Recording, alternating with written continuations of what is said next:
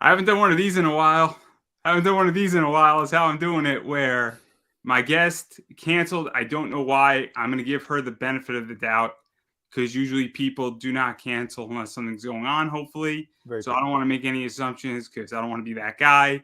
But I But you guess I'm got to doing. fill the time. You got to fill the time. So I am the official backup for all missing hosts.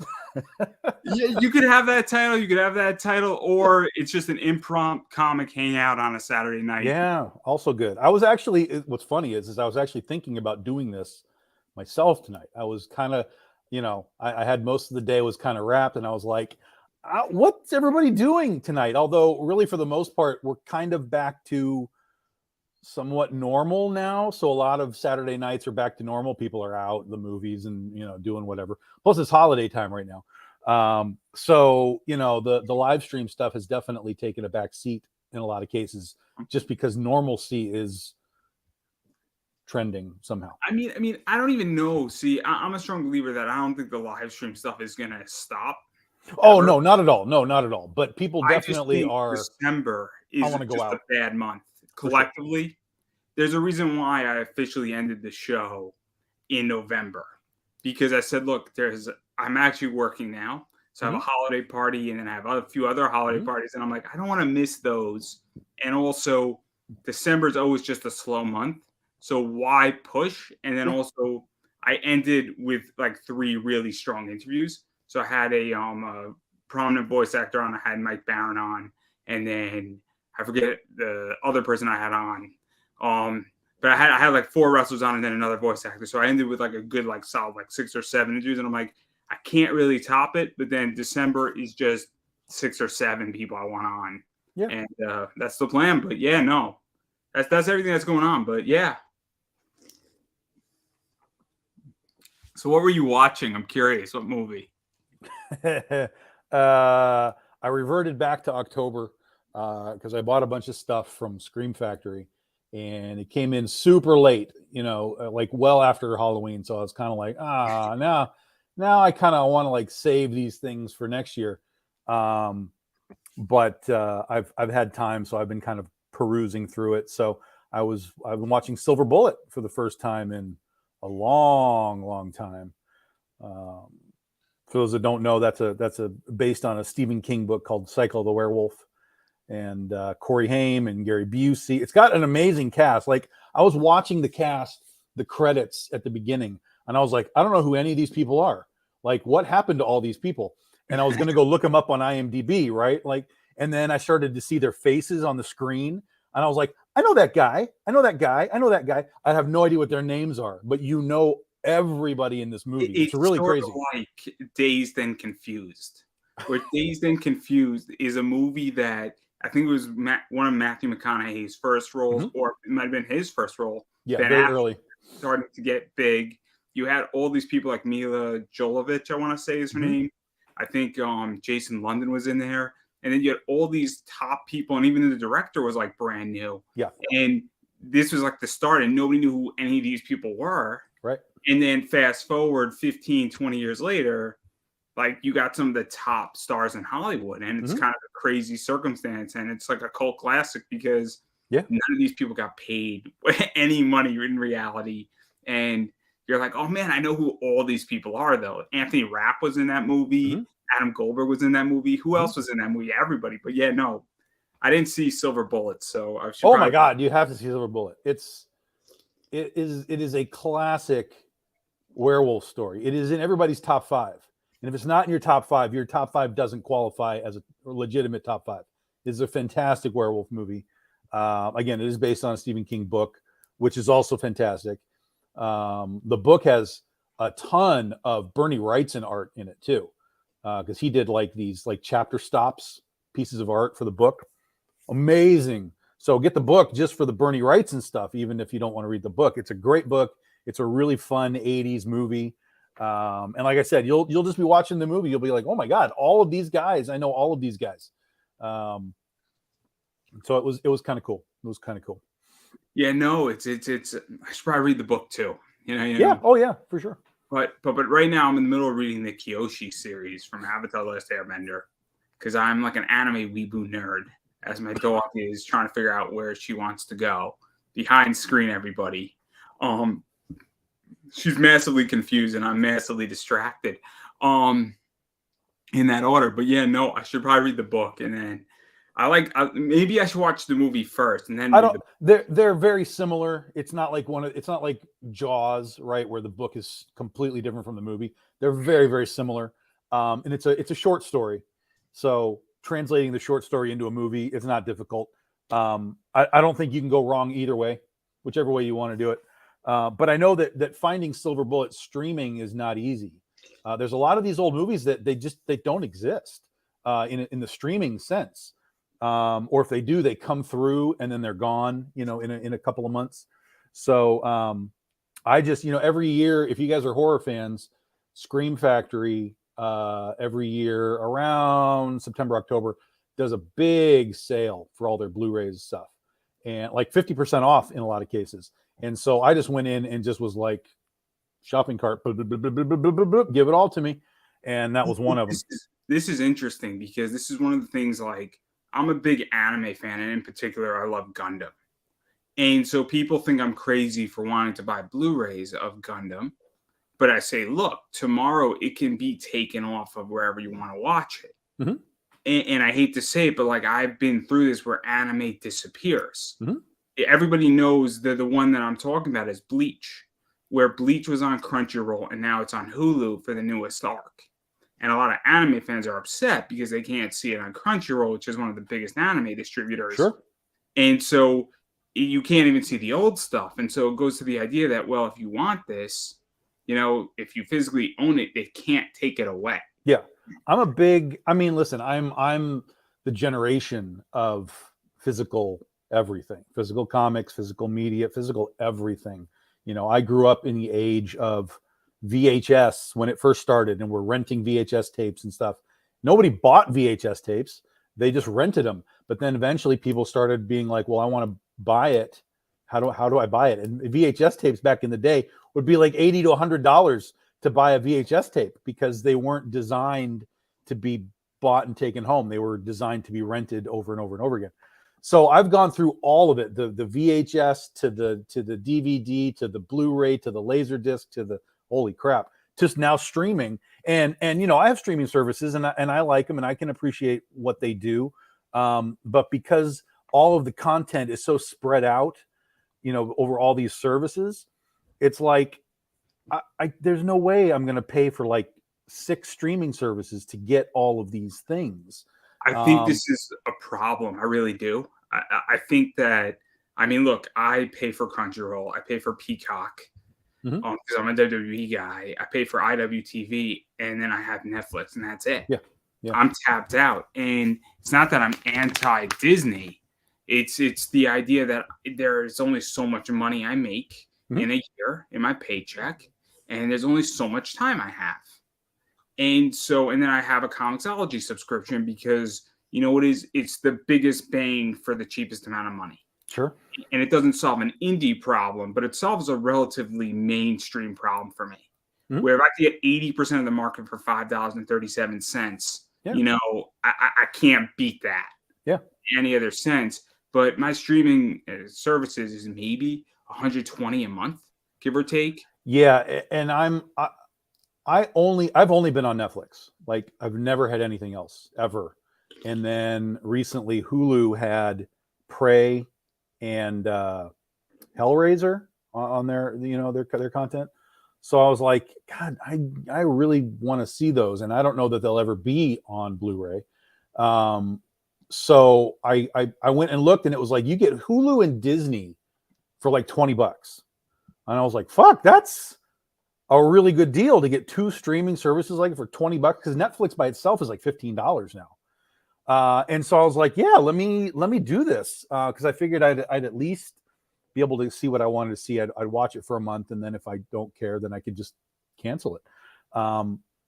And that's what I did. I kind of dove into Hulu and the Disney Channel for like a month, like hardcore. I was like, show me what you got right now. Like, because if you don't got enough, I'm out. And they actually got me for one more month because I forgot to cancel it in the end of November. So I'm here for one more month Disney and Hulu. But I kind of feel like I've run through it now. You know, like I've seen everything that there is. There's not enough like exclusive content to hold me there. So, you know, but something about Netflix, two things. One is I actually like most of their exclusive stuff. And two, a lot of what's there is very rewatchable. I mean, I rewatch a lot of that stuff kind of over and over. Whereas on Disney and Hulu, I'm like, this is basically one and done for me. And there's no reason for me to continue paying a monthly fee for things I'm never going to watch again. So Hulu and Disney are basically out the door at the end of this month now. For me, Peacock is $5 a month, and I love WWE, and I'm a huge WWE watcher, and I want to watch their pay-per-views. Yeah, that's a good. 28 pay-per-views a year. Yeah. So if I'm spending $60 for an entire year for WWE Network, before I was paying $10 a month. Mm-hmm. So I was good. I went down from $120 to $60. And then I get The Office, I get Law and Order, and then I get everything else that is on there. That 70s show is on Peacock. And so, like, if I'm, doing social media on a Sunday or I'm packing up packages, I could turn on The Office and I don't have to think, but it makes it less painful. I don't know if that makes any sense to anybody, but it's the idea that it makes the day go faster, or something that is sort of a pain in the ass to do go faster. Yeah, no, I totally get it. Yeah. So it's like, that's how I view it. And it's like, I'm there for pretty much WWE, but then I get everything else. Yeah. But then back to what we started talking about, none of these streaming services have silver bullet. Guaranteed. None of them have silver bullet. Now, you might have Amazon, and it might be something where you could find it, but you'd probably still have to pay to rent it, like $3 or $4. So, I have a rather large Blu-ray collection, and it's filled with stuff that I liked, that I think is rewatchable, that I could basically go in and be like, I'll watch that, shoomp, and drop it in the player. So for me, I never want to guess what I'm able to watch. And so that's why I collect a lot of stuff physically in that capacity. See, I'm selective at this point now with, what I buy in physical copies. But like, I'm still very selective, but when I buy it, it's because I want that, because I know I'm going to want to watch that again and again and again. Even if it's like Silver Bullet, even if it's like, hey, it's October, we're doing horror movies. Okay, I've got Silver Bullet again. Even if it's once a year for my October cycle, then it's fine.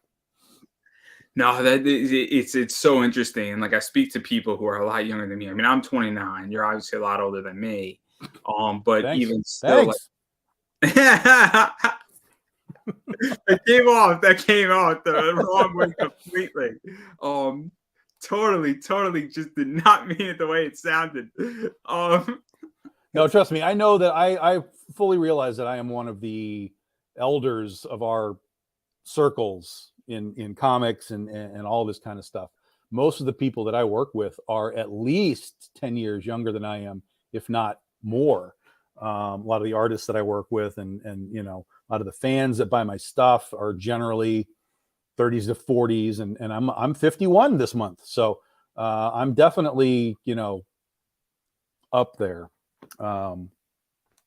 But it's interesting. So I'm 29, but I mean, I've gone back, and obviously, I mean, I'm an investor. I buy and sell comics, so I'm very much aware of the history of what happens in comics. I also happen to know that comics, as investments and even just as an industry, weans and wades, and the tide rises and then it recedes in a lot of ways, where there have been good spouts for 5 years in comics, and then there's been really disastrous times in comics, and both on an investment level and even on just the fandom. And obviously, you've been through that a lot, and you've seen that a lot more than I have. And I've seen it, I think, like twice in my career, for lack of a better word, because I came into comics late as a fan. I came in around, 12, as a graphic novel reader, and then I became a collector in floppies when I was 18 in college. So I did not know what a floppy was till I was 18. Because I was a manga reader and read it from the manga was the graphic novels. Mhm. And then, you know, it was like, cool, this week, you know, my parents would say you can buy a book every week because they wanted me to read. Yeah. And so I would be reading a lot of stuff, and they were thrilled to have me reading because they didn't think it hurt me in any which way, and it didn't. Sure. But then one day you just say, cool, this looks interesting. What is this? And I knew it was comics. I just didn't know what it was exactly, whether it was a graphic novel or a floppy, but I was like, the story's good. There's 6 Real issues. comics, real, honest to God comics. Floppies.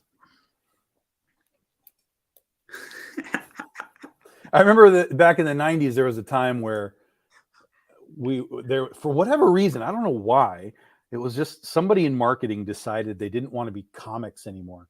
And suddenly we were graphic novels. And I was like, no, like we're comic books. Like, why are we worried about comic books? Like, why are we trying to elevate ourselves through terminology? Like, this is really dumb. So I never bought into that. I understand the term, but I never bought into it. I have always said that I write comics. I don't write graphic novels. I write comics. I'm a comic book writer. Isn't a graphic novel a marketing play in anything? And it's also just collecting it into a bigger format where Yes, technically sort of, yes. They were, but it was a term they were trying to wrap around the entire industry, because generally speaking, you have the floppy, which is your monthly. You have the trade paperback, which is the collection of those floppies, which is still technically a graphic novel. And then you have what is, in my mind, an actual graphic novel, an OGN, an original graphic novel, which is something that only existed in that larger, bigger format. Which back in the 80s and 90s, they were monkeying around with those ideas of doing larger books, larger page counts, that were OGNs, original graphic novels. But graphic novel was trying to tie the entire industry together so that we didn't sound like we were kids. I write comic books. I write graphic novels. Like, too serious. Why so serious? Isn't it the idea, and correct me if I'm wrong, and I'm just going to speak off, and hopefully this doesn't come out the wrong way. No. I feel like writers sometimes who are writing a novel or a nonfiction book or a textbook look down on comic writers, or they even look down on television writers. Sure. And to me, you could write a very sophisticated graphic novel. You could Alan also Moore. What? Alan Exactly. You could write something that's not sophisticated at the same time. And so, but I feel like if you say you're a comic writer, there's sort of a negative, I think the word is connotation or I don't know if it's negative, but it's not respected. Yeah, exactly. It's like, oh, you write comics. Okay, I get it. But I could say, look, somebody wrote Twilight. Like, what a piece of shit that was. And it still became this juggernaut of a property, right? But you read Twilight, it's terrible. I mean, it's really bad writing. And regardless of concept, whatever you want to think about the concept of sparkling vampires, whatever, but it's just bad writing. But it still somehow latched on to the public consciousness and became what it is. And there's a lot of examples of that in the comic book world too. Not just Spider-Man and Batman, but literally there are indie books that have become, movies and TV shows and all kinds of stuff that a lot of people wouldn't even know they were comics to begin with. Wynonna Earp is a comic. It's been around for decades, since the 90s, but most people that watch Wynonna Earp, the TV show, have no idea that that's a comic book. I mean, I'll throw another one out there, Happy. Most people don't know that Happy was a comic. Yeah. And then there you go. I mean, and that's a good one, I think, as well, where people liked it. I thought Happy was a great series for what it was. Did I think it was the greatest thing since sliced bread? Probably not, but it was enjoyable. I thought Christopher Melanini was great in the show too. Yeah. So, I mean, writing is writing at this point. You know what I mean? I mean, we kind of have to move past the idea of novels are more important than comic books or graphic novels or whatever. Writing is writing. It's just there's no difference between writing a comic, writing a movie, writing a novel. Now, there's definitely a skill level involved in writing a novel that does not exist within comic book writing, unless you're Alan Moore, who basically writes a comic book script just like it's a fucking novel. That blows my mind. But you're still just imparting information from word form. Obviously, the artist has to interpret those words, but the words still end up on the page because it's still, here's my dialogue bubble. Oh my God, I'm in the house. It still has to exist as words on the page. It's just a different presentation. It's like TV and movies, the movie theater. They're the same, but they're not. But ultimately, they're still doing the same thing. They're telling a story. Paul Levitz, who I took a class with him in college, so I got to listen to him for 2.5 hours every Tuesday. But what a wonderful class that was. It was amazing. It was amazing. What he was explaining, because it was a class writing for the media, is that as a writer, you have a toolbox, and different mediums allow you to have different tools. So you have a novel, you can do something in a novel that can't be done in a comic, just because the novel can lend itself in a particular way. Television can lend itself. Thinking internally, you can show that in television in a different way. It's harder, I feel, to do that in a novel. But in television, you could have, and I'll use Seinfeld, Jerry could just be thinking to himself, and then it's almost voiced over. Right. And it's easily, I feel, conveyed, if that makes any sense. Again, yeah, no, absolutely. Yeah. In a novel, I think it's harder to do that because you have to set it up a little bit more. And in a comic, the way you do that in a comic is that you might have a word bubble that has dashes around it to show. Yeah, you have the thought bubble thing. It looks like a cloud, that kind of stuff. So yeah.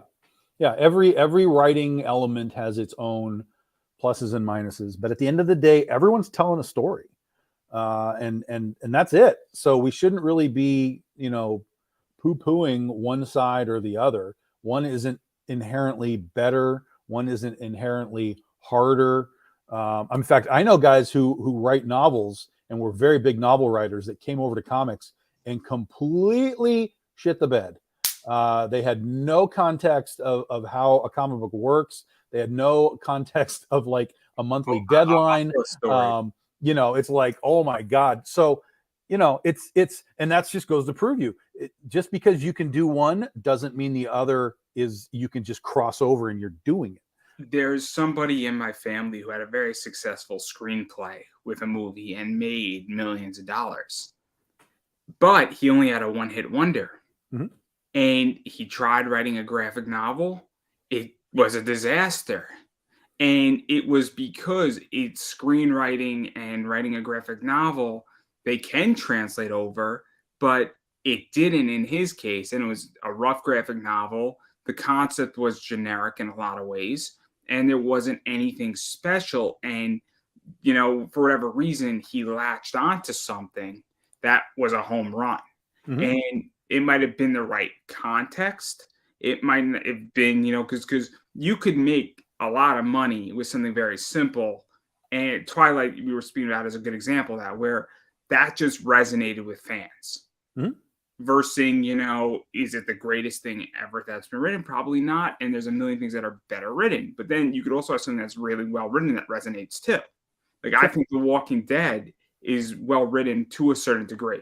I think the last 25 issues were rough. I think issue 1 to 100 was brilliant. I really do.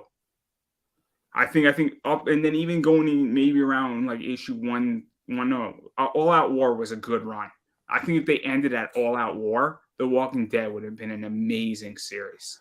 See, to me, the brilliance of The Walking Dead, we're talking about the comic here, not the show.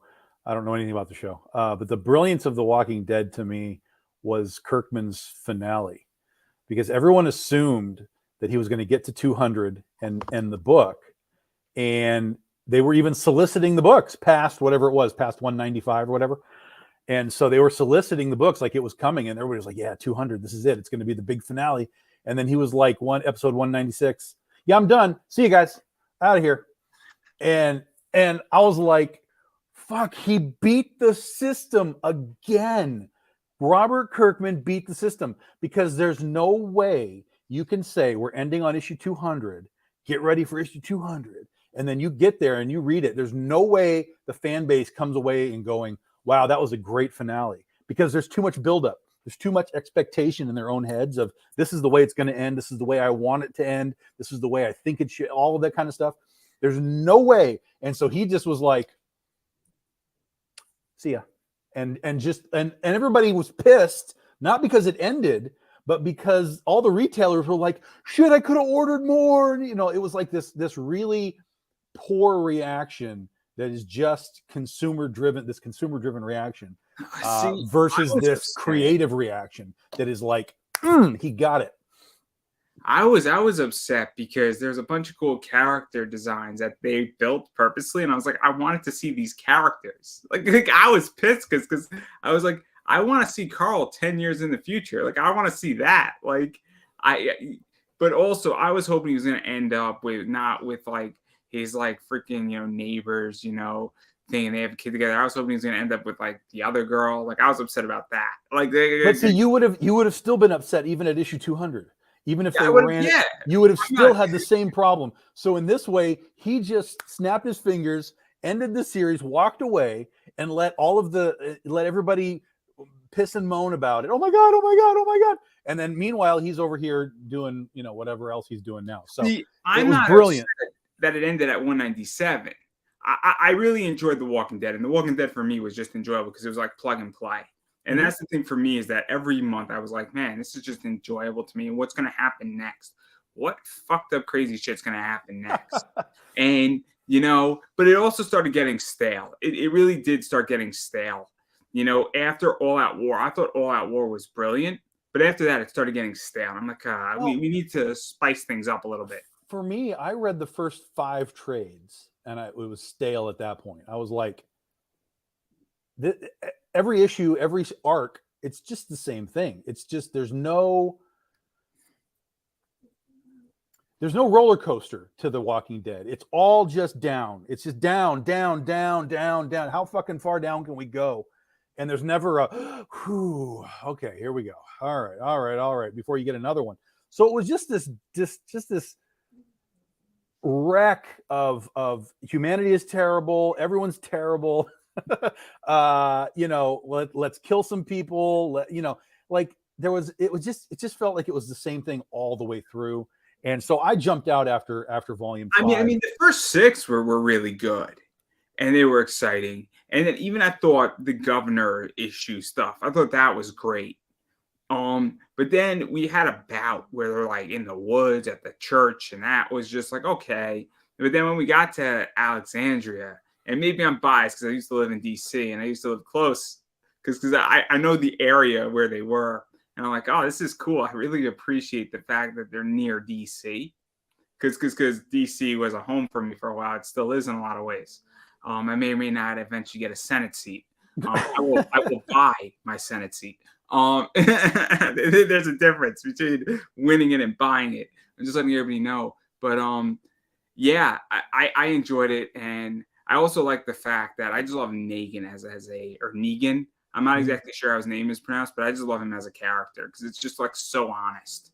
It's fine. And listen, people love it. Like what you. I always say like what you like, but for me, I always come at these things from a more, I don't know, logical standpoint now. And it's probably just because I'm a writer. Like if I was purely just a fan of pop culture at this point in time, I'd probably be a lot less hard on things. But because I'm a writer, I think I analyze things a little differently. I come at them a little differently.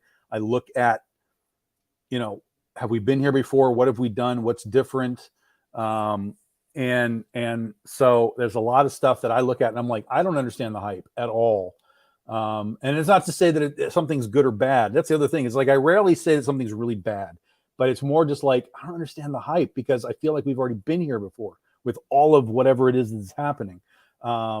And so that's kind of where my brain comes from. And that's not to say that we can't do that. I mean, even I regurgitate stuff, right? Like I'm writing my Legend of Oz series, which is a Western version of the Wizard of Oz. So I'm regurgitating Oz, except that I'm doing it in a way that, in my mind, no one has ever done before. It's a twist and an angle that no one thought about, no one executed.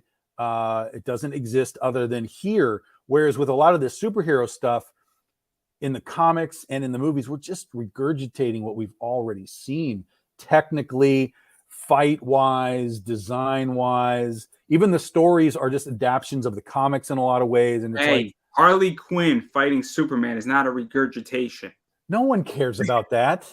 No one cares about that. Any story where Harley Quinn has any chance against Superman, That's a ridiculous story.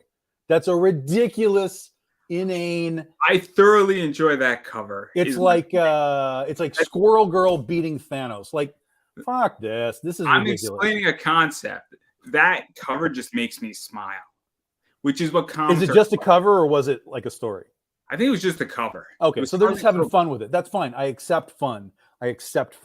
But you know, again, I like I said, I analyze this stuff from a different direction now than I did 20 years ago before I became a writer. This is interesting because as an interviewer, I look at people's comics and I'm like, I don't get how this has all this hype and what am I missing? Mhm. Because I read the story, I back the Kickstarter, and then I'm like, man, I'm disappointed after issue 1. But I usually have a rule saying maybe it's me, and if I know the writer, I interview the person, I'll give it a second issue. You know, maybe Sure. I'm having a bad day. Sure. Right? Oh, very, very possible. Absolutely. And so I'm willing to say, you know what, maybe I'm missing something here, or maybe issue 2 is going to fix what issue 1 did. Sure. But then I read issue 2 and I'm like, at $20 a pop, like, what the hell? Yeah. Like, this didn't deliver. And then there's two things there. Like, maybe it just isn't for you. You know, it's just not your genre or whatever. You know what I mean? Or it could just not be good. I mean, there's a lot of content in all forms of media, comics, TV, movies, whatever, that really can be looked at as, honestly, this just isn't very good. And that's not to denigrate creators or whatever. We're all trying our best. People read some of my stuff and they're like, yeah, that's not for me. I'm like, okay, that's fine. But that's one of the reasons why I do so much stuff. I'm like, okay, you didn't like Penny for Your Soul? Let me move you over to Critter. Let me move you over to Princesses versus Zombies. Let me move you somewhere else. I mean, it's interesting because I interview, comic people, I interview cosplayers, I interview wrestlers, and I interview voice actors. I know people who say, look, your wrestling interviews are not for me. Mm-hmm. But I thoroughly enjoy you having voice actors on. There has to be a connection to what the guest is and does. There has to be. But then I've also had people say, look, I'm not a wrestling fan, but you had so-and-so on and that was entertaining and I want to know more about them. Mm-hmm. And so sometimes somebody will stay. Like, this happened to me at Anime NYC. I was doing a Gundam panel and then I did an Attack on Titan panel right after, comparing it to The Walking Dead and Fahrenheit 451.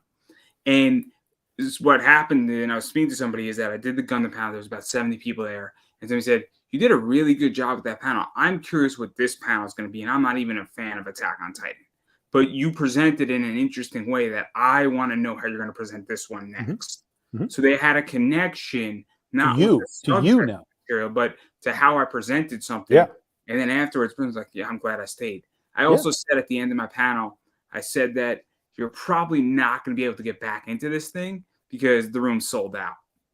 So a bunch of people stayed too because I think they realized really quickly that they weren't going to clear the room again because I was going back to back and I made sure that the room wasn't going to get cleared. I just said to everybody, please move up. But like, it's interesting, but like, I'm having a hard time now because I don't want to destroy a creator, but I'm also like, was this shitty? Because it's hard for me to figure out now. Yes. I know what a good cover is, right? Sure. I know when I buy something, what I'm going to get for it and what I could sell it for. I know that market, but I don't know as a person, sometimes saying, is it me or is it just badly written? And then also when a publisher gets involved and they now are distributing that book, what am I missing here? Or is it that it's potential? Or is it that they're thinking longer term? And that's where I get confused as an individual on this. And I'm very honest about it. And like, I'm now, great. It's a little confusing now. So it is confusing. And there's no right or wrong answer to a lot of stuff. But I think part of it is, number one, especially nowadays, part of it is connection to the creator, always. We've seen that grow since the 90s with Image. Whatever Todd McFarlane was going to do, people were going to buy Todd McFarlane stuff. Which I have something that's related to Todd McFarlane. Even now, it's like, and especially now because we're all doing video chats and so on, we all have like a personality that people either are going to be attracted to or draw away from, or somewhere in between. Like I know a lot of guys, because I rip on a lot of movies and stuff, and I know a lot of guys that follow me on like Facebook. They like it when I talk about movies, because generally I'll tell them why I didn't like it, and then they'll come on and talk about why they did, and we kind of have a nice fun back and forth on the thread. But there is a reality that two realities. One, not everything is good. That's reality. Not everything is good, and that's a sad reality. Even if you just say like Marvel movies, dude, not all of that is good. You gotta just be real about it. Not all of that is good. And listen, as a huge Godzilla fan, people that know me, I'm a huge Godzilla fan. I have seen all of the Godzilla movies. I will tell you that there are unwatchable Godzilla movies. Like, do not watch that movie, because you will never want to watch Godzilla again. Stay away from it. So I kind of come from this middle ground of, I understand hype, and I understand the other side, which is people that just hate everything. And somewhere in the middle is reality. And that's kind of where I stand. It's kind of like, look, this was good, but I don't know that this is like $1 billion good. Like, why is this $1 billion good versus something else that was only, 600 million good? I mean, I'm a big proponent of this, where I am a huge Avatar: The Last Airbender fan. Mm-hmm. I think the Kyoshi books are great. I really do. I think they're worth their hype, and I think they're fantastic. I think Avatar: The Last Airbender is a masterful piece of work. Those 60 episodes, I think, are masterful. Of growing to age and where they go, and even book 3, I think, was amazing. And book 2 was better than book 3. And then Korra, the first season and the third season were unbelievable. But I also recognize that franchise is a fantastic franchise. Not Avatar: The Way of the Water. That's not what we're talking about. Yeah. That's not a good franchise. That's basically the Iroquois tribe, pretty much, and the Native Americans is what that is based off of. That's what that entire movie is based off of, is forming that council. No joke. It's I don't care. Avatar was so nothing to me. I still can't believe that there's a sequel. It was such a gigantic nothing, other than the technology. I understand all the technology they had to do, the CGI. He did a lot of work on all that stuff, and supposedly there's a lot of that here again, with new technology to do the water scenes and so on. So, I'm sure visually it's going to look like absolute insanity, but I just don't care. I don't care about these characters or these worlds or anything. So Avatar is a non-factor to me. Yeah, the point is that it was insert Avatar joke here. Yeah. But the whole thing is that, like, I think that the hype with Avatar, the Avatar movie that's coming out, The Last Airbender stuff, I think that hype is 100% accurate, and I just have a gut feeling on that, and I understand it. But I look at some other stuff, like, and I'm just like, where's the hype on this? And then I look at something like Sonic the Hedgehog too. There was no hype for that, and that thing was fantastic. Well, Sonic was a weird one, because as soon as they showed the first Sonic, people were like, this is some shit. And they had to go back and fix it, to make Sonic look rational. Even I, as a non-video game person, was like, are you kidding? That's what you're going to give these people as a Sonic movie? Is that? And they fixed it, and good on them, because it did well, and there's a sequel to it. So that's great. They're making a third one and a fourth. It's brilliant, and it's good. It's fantastic. I doubt it. I really doubt it, but okay. I'm sure it's fine. Again, like I just got done saying, I'm sure it's fine, but I don't know that it's brilliant and fantastic. Well, if you do it the Dr. Eggman way, no, I'm not watching shrooms, and you'll be good. I'm not watching. No. But I have been burned more than enough times on video game movies to know that that's not where I need to be. Now, on the flip side of that, I will say that the Mario movie looks amazing. I am fully ready to go see the Mario movie. That looks incredible. And I have something for that too ready. My new Mario G-Shock watch. I'll never understand watches. I like watches. I have a watch fetish. I will never understand a watch. look at this bad boy right here. I remember when I was a kid, the calculator watch was like, oh my God, we all have to have a calculator watch. And then basically after that, I never had a watch again. I've and this is my watch. Look, ding. I know what time it is now. Yeah, okay.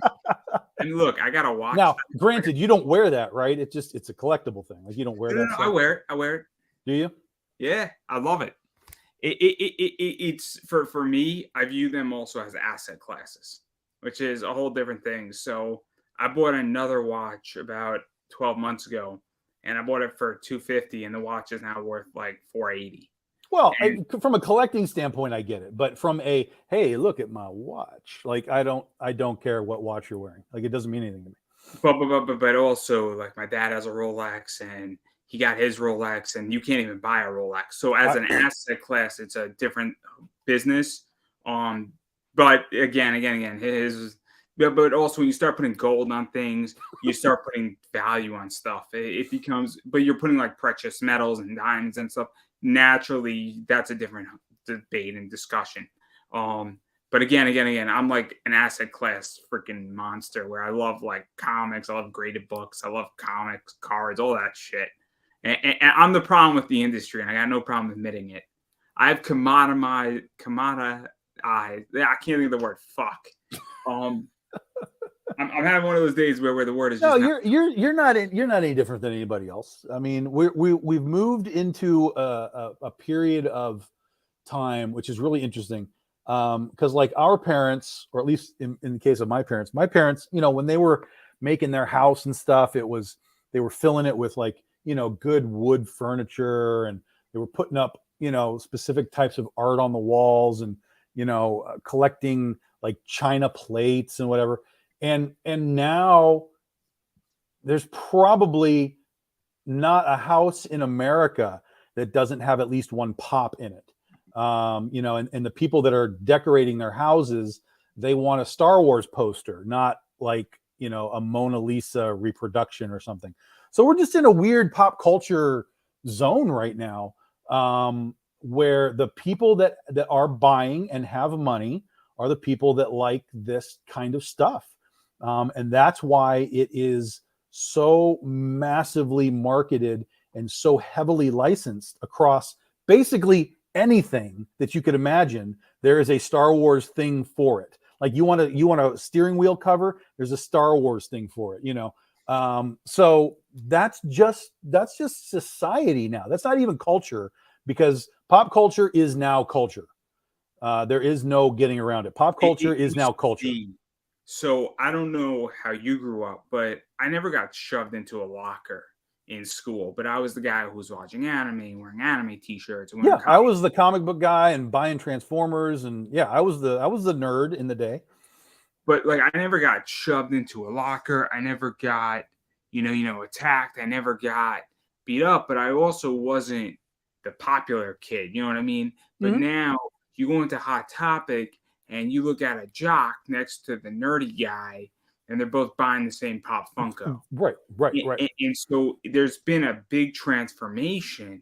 And now all the people, like, I ran into somebody who was more or less a jock in high school just recently, and he's watching some anime, and he's watching all the Marvel movies. And it's kind of crazy, because now we're talking about Captain America 12 years ago when I was 17. Pop culture has dominated culture as a whole in every capacity, in every facet. So it's just, it just is what it is. It's here. Basically, all of us that fought for you guys in the 70s and 80s, we all fought for you to have this world that you live in, because we were doing all of this when we were being ridiculed. Like, why are you reading comics? Why are you buying toys? Why are you doing this? And we won. The nerds won ultimately. Yeah, no, I mean, even look at the wrestlers. Even the wrestlers are wearing costumes that are comic book related, movie related. Like everything now interconnects. Did you know who I had on my show, by the way? I had Adam Riches on my show, who did Johnny Gargano's Marvel gear in NXT. He designed all that stuff. And then Ricochet came out as All Might in Saudi Arabia a few years ago from My Hero. And so you have all this stuff now where all these wrestlers are doing that. And you have cosplay wrestling. Mhm. It's insane. It's amazing. And so, I mean, it's kind of fun for me because I was the kid who got frowned upon, made fun of for liking all this cool shit. I'm like, Dragon Ball Z is cool now. Like, where were you? You're not an OG. Like, and you have all these NFL players now, like saying, I love Dragon Ball Z. I mean, you have LeBron James in the middle of the NBA Finals, maybe like 6, 7 ago, saying, I'm going to go eat some Cocoa Puffs and watch Teen Titans to prepare for his next game. Mm-hmm. I don't know if they won the next game, but, if LeBron James is watching Teen Titans Go, I mean, it must be good. Got to be good for your hook shot, I guess. But yeah, so what's going on with Big Dog Inc. though? Because I have been taking a break from Kickstarters lately. Unfortunately, and I'm very honest about this, I've been burned on a bunch of projects where people are not fulfilling. I don't know the answer in the community for that problem. I think there's a lot of good creators, but I also think there's people who sometimes get in over their head. Yeah, I don't think it's a community thing. I think it's just this is all individuals trying to do whatever it is that they're trying to do, and not everyone is capable of doing it, or they're not, or more specifically, they're not prepared for it. Especially the fulfillment side of things, which is nightmarish.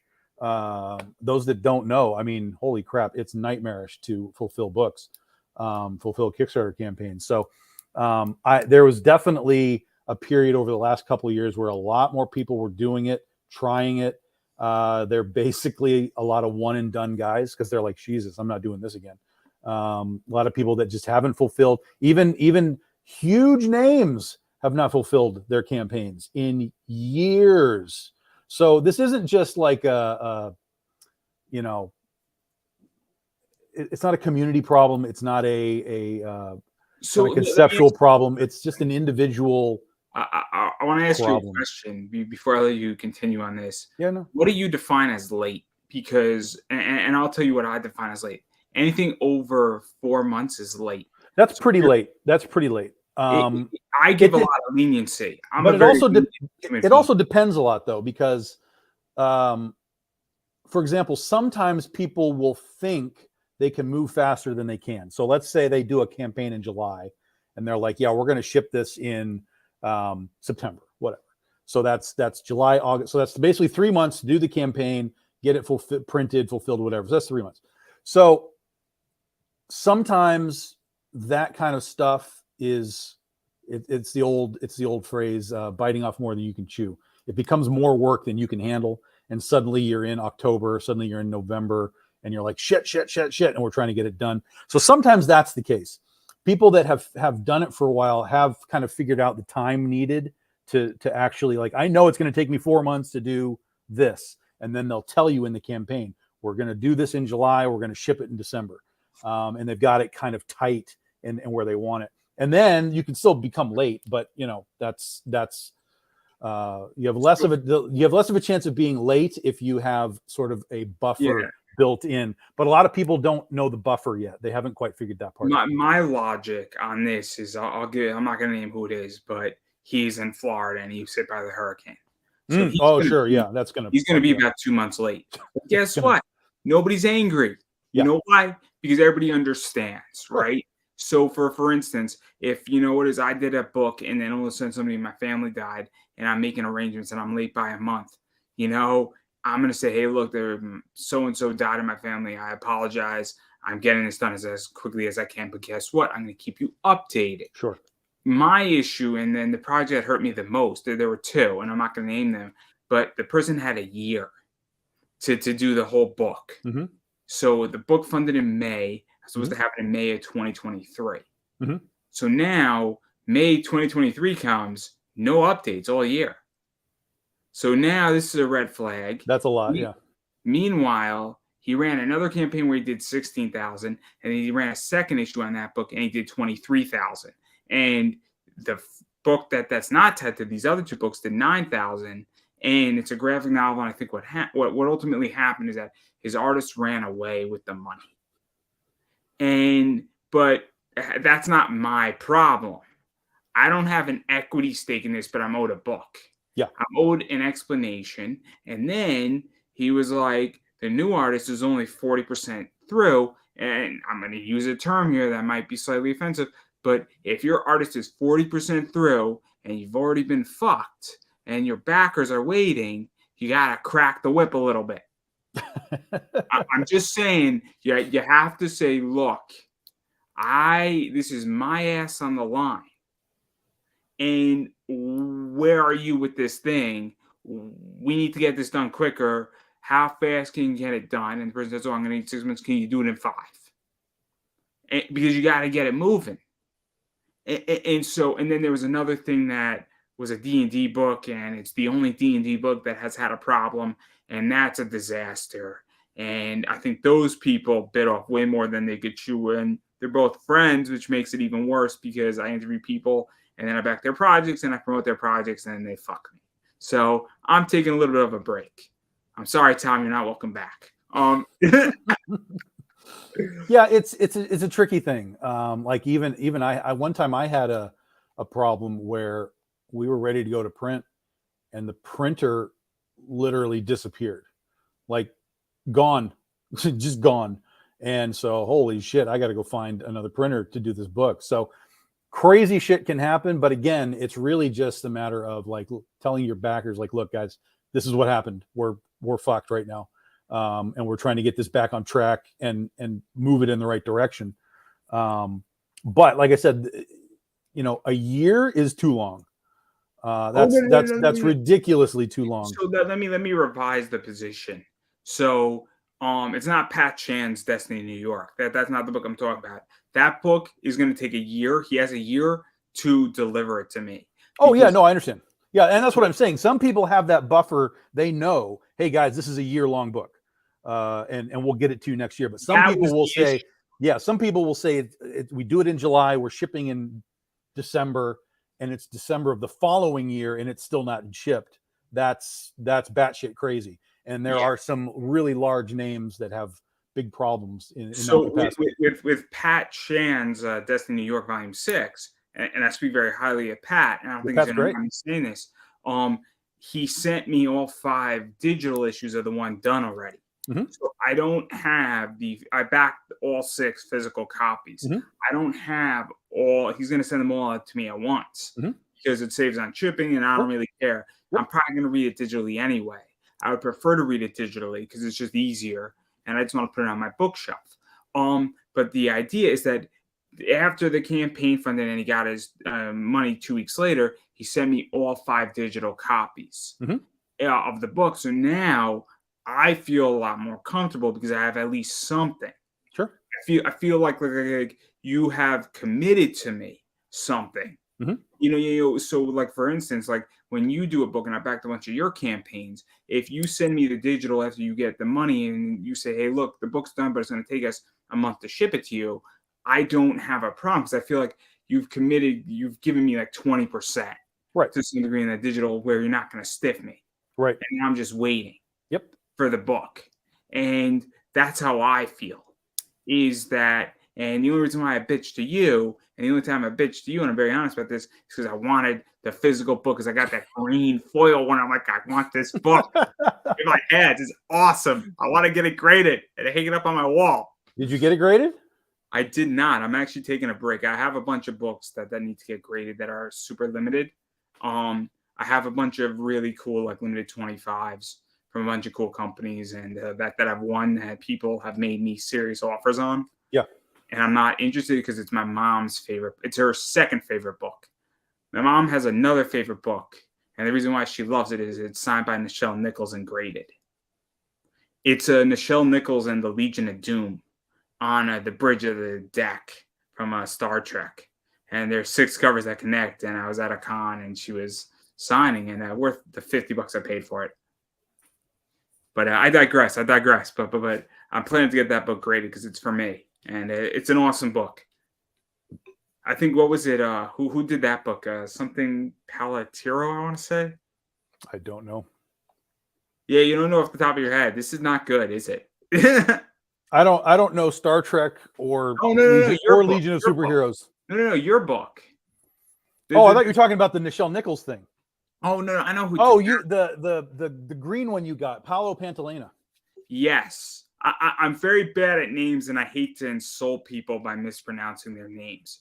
I hate to insult people that way because I feel like a dick when I do it. Yeah, Paolo Pantalena. Yeah, yeah, those came out really good. Those came out really good, and we did.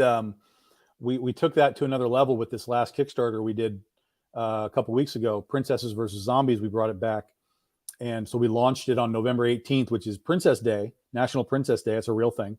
And so on Princess Day, we had all 5 of the covers available as what we called Pretty in Pink editions, and they were all pink holofoil editions. So basically, like the green one you have, except it's going to be pink. And we only offered them for the first day, for 12 hours, because it was noon when we launched till midnight that night. So for 12 hours, we had those Pretty in Pink editions available. And man, did people like that. I mean, the whole campaign was great, but they really lost their minds over the Pretty in Pinks, which is great because I know they're going to look awesome. Based on the green ones, I know these pink ones are going to look ridiculous. I'm excited. Honestly, I mean, I'm taking a break because I'm burned out from it, and there's plenty of good stuff, and it's not anybody in particular, but at this stage, there's also other stuff going on in my life, and I'm stabilizing, and a lot of other shit's happening, and I'm burned the fuck out from like campaigns, and it's unfortunate. I have about 8 campaigns that need to be fulfilled for That's me. a lot. That's a lot. And I don't think I'm going to see 5 of them. Oof. I don't think I'm going to see 5 of them. I don't. I have zero faith in the book that I was talking about. I'm not mentioning it in that D&D book. I have zero faith in, and there's another book that I would love to have in my collection. I am going to not see that book either. And then the others are a toss up. But like I'm just like actually I don't think I'm going to see 4 books. I don't think I'm ever going to see them, and there's no recourse for it, and I'm just eating my losses. If I get those books, it'll be a miracle. You know what I mean? Yeah, I was just looking at mine. I'm caught up. I've backed 51 campaigns, and only one time have I not gotten the book. And I got completely ghosted by the creator too. Oh no, 2. There's another one. There's 2. And they're both now over 2 years old. But everything else has come through. And the 2 that I didn't get, they weren't like super pricey, so I'm not overly upset about it. But it does happen. It's a real thing.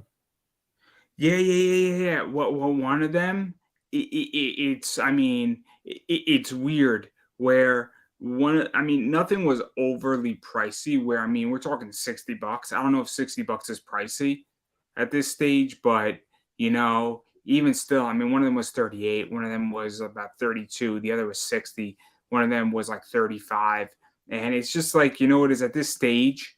I'm just like, okay, it is what it is. It's not going to influence my life. I've been caught up in some serious crypto issues that are a lot more money.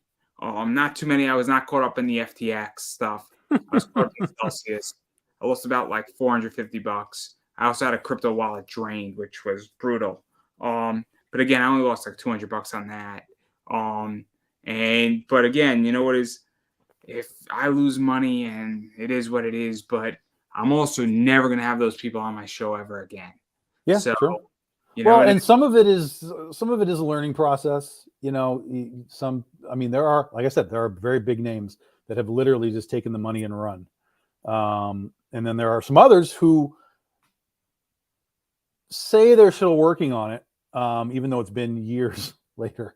And it's like, dude, it doesn't take this long to make a comic book. So I don't know, man. It's just, it is a bit of a crapshoot when you're dealing with crowdfunding, but if you are doing your homework, even a little bit, like you could go to my account, you could see that I've backed 51 campaigns. So I am engaged in the process. You can see that I've done now 31 campaigns. We've fulfilled them all. It's not hard to kind of see who's really doing it and who is flaky at it or who is brand new at it. And when you're looking at the brand new guys, that's the hardest one, because you never really know if these guys are serious and they're like, hey, I'm a new creator and I'm coming in with a new book, and you don't know if they're serious and they're going to be able to fulfill what they're doing, or if they're literally just there jacking around trying to get a couple $1,000 and then, you know, take a trip to Cancun, you know. Also, I get very nervous because I know how expensive it is to produce a comic. Mm-hmm. I think that, you know, I mean, the estimate I use is about 4,500 to $6,000 on the cheap end. Sure. I think is relatively safe. Correct me if I'm wrong at any point because I haven't produced one yet. But it's totally variable. But saying $5,000 is a very real number. So when somebody's asking for $800 on their campaign, I'm like, okay, and you're on your second campaign. I understand that you're trying to hike up the algorithms. I understand there's a logic and there's a theory behind this, but it also scares the shit out of me. Well, but it also depends a lot, because if whoever's making it is making it themselves, for example, and they don't have an art cost, then all of your budget comes toppling down. So again, it's just homework time. You look at what they're presenting and what they're showing you. But you understand where my logic. For sure. Yeah. It always scares me. So when Mike Shea does something and he does it for $500, that doesn't terrify me because I know that it's going to do X amount of money. If Pat Shan put his book at $500, it wouldn't scare me. But when somebody that I never heard of on their first campaign is doing $500, I don't care if you're the artist, the writer, and everybody. I'm like, wait a second. You know what it is? But if you put your goal at 3,000, I'm a little less terrified to jump in. And that's just how I view it. And maybe it's a weird thing, but it's a psychological thing for me. No, it makes sense. It makes sense. Yeah. But again, that's just my barometer. My barometer and somebody else's barometer is completely anecdotal. I feel more comfortable when somebody, especially when they're brand new, is asking for more what they really need, because that's what terrifies me is when somebody's asking for. And again, it also varies again, because some people don't know what it is.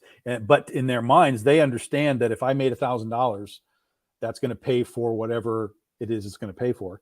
A lot of these guys that have low starting points, you know, the book's already paid for. It's just done. So all they're looking for is, I need $800 to print it, or, you know, whatever it is.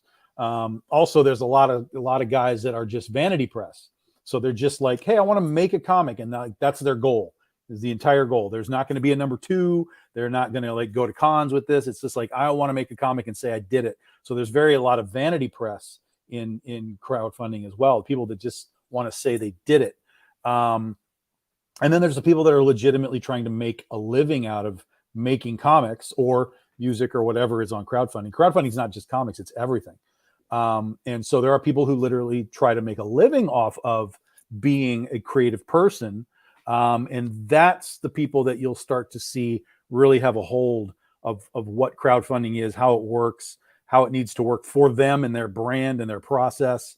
And then looking at everybody else, like me to Brian Polito, we're polar opposites of what needs to be done for crowdfunding. We do similar things, but we also are very opposite in the way that we approach all of these things. And that's you know, me, Dan Mendoza, Bill McKay just did his campaign, you know, whoever it is, everybody's going to have a little bit different methodology in their head of doing it. And for someone who's debating or thinking about, you know, backing somebody for crowdfunding, just do a little social media search for them, you know, look at their Twitter, look at their Facebook, all of that. You'll figure it out pretty quick. You met Lori, right? Lori who? Cala Tarina. She does Path of the Pale Rider. She was on a stream with you and a bunch of other people. Oh, okay, sure. So me and her were doing an interview, and then I said, well, you know, I have to vet people before they come on my show, and even when I'm back in a campaign, because I want to make sure that you're not a fucking scumbag. It goes more than just fulfilling at this point. I want to make sure that you're not a bully in comics. I want to make sure that you're a decent human being. I want to make sure that you haven't done something relatively stupid. I mean, there's plenty, and we're gonna get a little controversial, but there's somebody who's attacking my show, and he has a rap sheet of harassing female artists. He wasn't on my show ever, and he's not welcome. But like he was attacking when I was running a campaign every fucking day.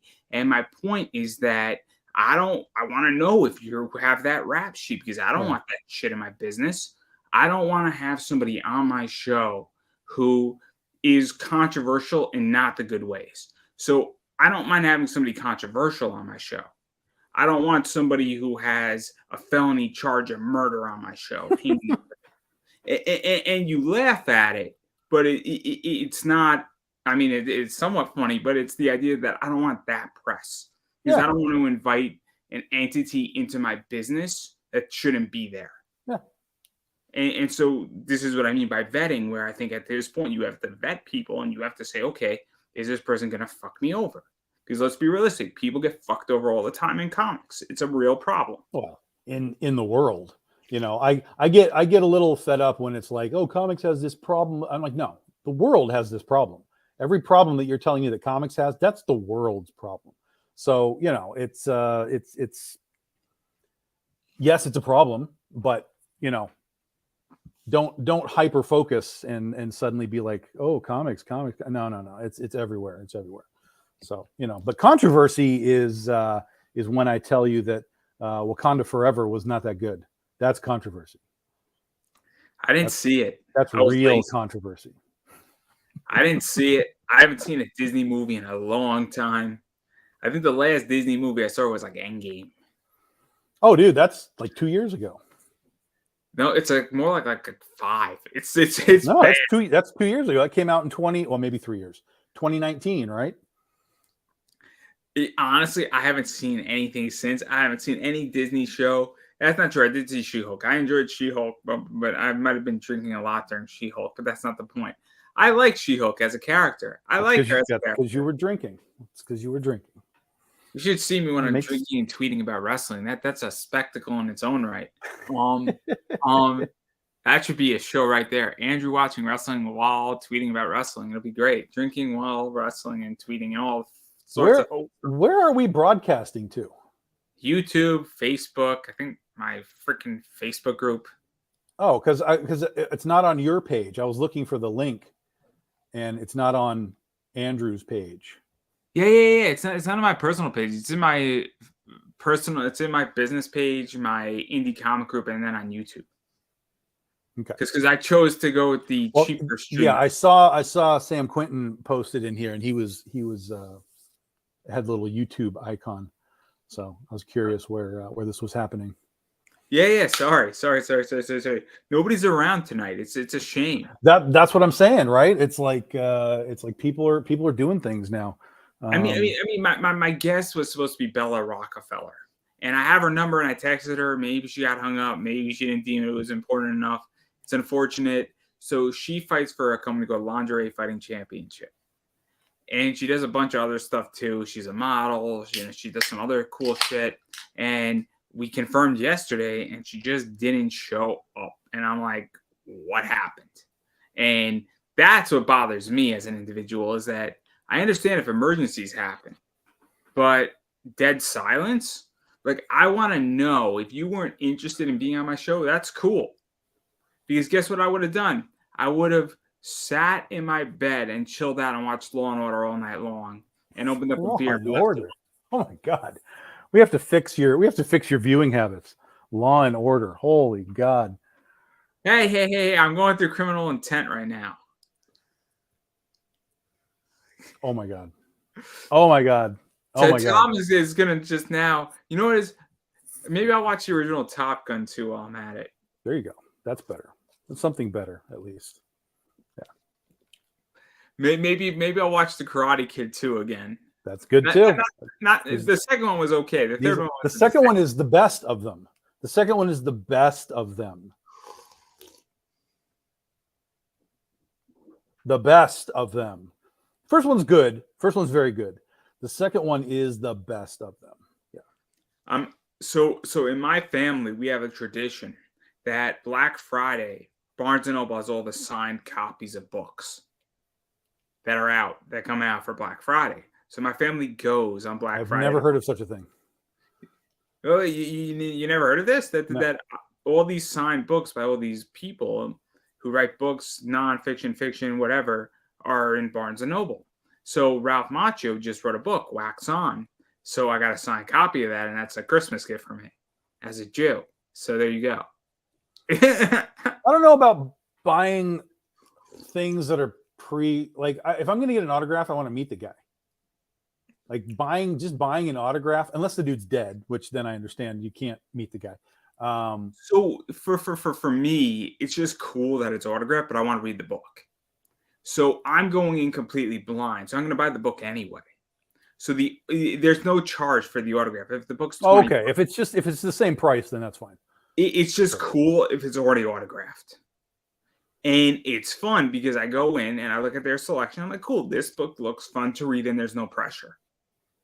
And it's autographed. So I'm like, cool, why wouldn't I want it? And I'm like, it's fun. And I saw Cobra Kai. I thought Cobra Kai was a great show on Netflix. I enjoyed it. And that's where I'm at. And I was just like, cool. But again, I enjoyed Karate Kid 2. Anytime Karate Kid 2 is on and I have free time, I'll watch it. I'll stop what I'm doing and I'll watch it. Mm-hmm. That's the right answer. Yeah, that's the right answer. But what other movies or shows do you have for me? This is the recommendation part. I mean, I don't even know anymore. Or you can talk about Big Dog Inc. I don't know. Talk about whatever you want. I mean, yeah. Well, that's the whole thing. That's what I told you. I was like, whatever you want to do. So I've just been in a sort of a creative zone. So I watch a lot of stuff when I'm in the creative zone because I'm drawing from. Like I said earlier, I don't really watch stuff anymore for the pure entertainment value of it. I watch it, especially if it's something I've already seen. I watch it for how it tells its story. And every sort of genre has its own like ways of telling a story. Here, I'm listening. I just got to go take care of my dog for 1 second. I'm listening. Yeah, you're good. So if I have to write a horror movie, or I mean, if I have to write a horror story, I'll watch some horror stuff and I'll watch things and sort of analyze like how they use the camera in some ways, or how they use color in some ways, like to either highlight or to hide the bad guy or whatever. I'll watch how they present the story, and sometimes it's nonsense stuff. Like you watch things like the original Friday the 13th, which I think is a fantastic horror movie. 1 and 2 really are great bookend horror movies, but they're not the same horror as like The Exorcist, or like a monster movie like The Howling or something. So it's cool. So when I get into like these creative modes, I'm just absorbing storytelling elements, but I don't draw it from comics anymore. Everything and I've had people tell me, like, when I read your books, they feel really cinematic, and I'm like, well, that's good, because that's how I do things. That's the point of how I'm writing now, is I want sort of cinematic beats. I want sort of cinematic camera views and angles. That's what I want. Ultimately, I am going to make a movie. So I now write and produce comics in the context of, here's basically a movie in comic book form. Go, just adapt it, make it happen. This and is it's interesting. ready. So for me, I mean, my name obviously in this entire stream is Andrew the Investor. So I'm heavily invested. I invest in a lot of comic books, and I buy and sell a lot of stuff. I invest in a lot of equity. Mm-hmm. I've just added debt as an asset class into my personal portfolio, which is corporate bonds and a bunch of other stuff. Obviously, mm-hmm. Last year I had a crypto. And so I look at pop culture, and it actually defines what I invest in, and I've been rewarded heavily for it. People thought earlier this year I was crazy for investing in Netflix, and I'm up a lot of money. I mean, I'm up over 10 figures. Not 10, no, over 10,000, I should say. 5 figures, not 10 figures. Yeah, 10 figures. That's pretty good. Hey, you want to make a movie? Yeah. You get 10 figures. But in a Roth IRA, when you're up, double digit 10,000 wise, you're doing all right. And I took a big risk, and there were creators and people on a comic book Hangout earlier this year who were calling me out heavy on it, and they weren't correct. And I am very much a pop culture investor. Now, not raw pop culture investing, but still, it's something that has redefined me. So I look at what's going to be hot. I also look at where things are going, and then I combine that with traditional and untraditional investing. And it's so interesting because my style as an investor has evolved and changed. And it's not the same as writing, but it seems that evolution is persisting. And that if Oh, you're it not, has to be. I mean, even if you go back and look at the stuff that I write, even in the same series, like if you went back to Critter or Oz or Penny for Your Soul to the beginning of what I wrote to compared to how I write now, just within that same series, it would almost appear as if there are different writers writing it because I modified myself and my visual cues and my methodologies. I'm still telling the whole story, but there's definitely a sort of like, this is a raw writer down here at the beginning, and now 12 years going on 13 years later, there's definitely a polish on what's happening with the stuff now. And like I said, a lot of people will tell me it's very cinematic, and I'm like, good, that's exactly what I freaking wanted. So the fact that people are seeing it is exactly the validation that I needed. Not I don't need the, oh my God, it's so great, man. I like the people that are a little deeper in their appreciation of what they see and read in the comics, and that's it. And so I just keep dipping my toes in different genres. We just did a shark book. Did my first ever shark book. Yeah, how did that go, man? I just pulled one of these. Well, it's in baseball cards. These are cool. Yeah, it was. It wasn't that it did well or poorly because it was a bonus item. It was a stretch goal that we did for Ursa Minor. It was just a free, and this is it right here. It's just a free comic that people got. It's only an island if you look at it from the water. So basically, everybody that spent $75 or more got a free copy, just tossed in. It was just a freebie. I do appreciate your freebie comics. Yeah, and we're going to keep doing them too. But this one, so people that got them, I started getting messages. People were asking, hey, when do we get more of the shark book? People really enjoyed it. And it was really interesting because I didn't know if they liked it because of it, or if they liked it because it was so clearly Jaws 5, because that's essentially what it is. It's just Jaws 5. In my mind, I have always had this is what Jaws 5 could, should, would, might be. And since Universal doesn't care, I decided to take all my ideas and be like, okay, I'm just going to take Jaws 5. I'm going to make the appropriate parody modifications so that it's not Jaws 5. So like Amity Island, I can't use Amity Island. The island is called Harmony Island, so if people get it, they understand, but it's different. But the question always was, are people going to read it and like it because it's Jaws, or are people going to read it and like it because they like it? And so one of the people that I talked to, Shawnee Myers, she got the book, and I was talking to her on a live stream one time, and I asked the same thing. I was like, well, do you like it because you like it, or do you like it because you see all of the Easter eggs? And she was like, I don't know Jaws at all. So for me, I just like it because I liked it. And I was like, oh man, there's so much to unpack here. It worked. It worked without it being Jaws, which means it's going to work really, really good for the people that know Jaws. And that's what I'm super excited about. Oh, there's so much to unpack here. Obviously, I enjoyed Jaws 1. The first one was great. The second one was okay. Respect the sequel, Andrew. That's my hashtag. Respect the sequel. Jaws 2 is a great movie. It is great, not in the context of the first one, which has its own greatness, obviously. And Jaws 2 is not going to live up to Jaws 1 ever. But Jaws 2 is a great movie in and of itself. And Jaws 2 is a slasher movie before the slasher movies even really got happening. Like, it came out the year after Halloween. So really, we only had Halloween and Texas Chainsaw Massacre. And then we had Jaws 2. Jaws 2 was really like the third slasher movie. And it's a great movie. It's a legitimate great movie within that context, not within attachment to Jaws, because obviously they don't, there's differences, but if you watch Jaws 2 and understand that it's a slasher movie, and you think of Jaws as Michael Myers or Freddy Krueger, or, you know, along those lines, Jaws 2 changes everything. And it's an awesome movie. I have a great book for you now. I have a great book for you, Shark of War by Ben Lacey. It's like Jaws with machine guns. It's insane. No, I'm out. I'm already out. Of course you're out. I'm already out. So my book, this thing, is basically a direct sequel.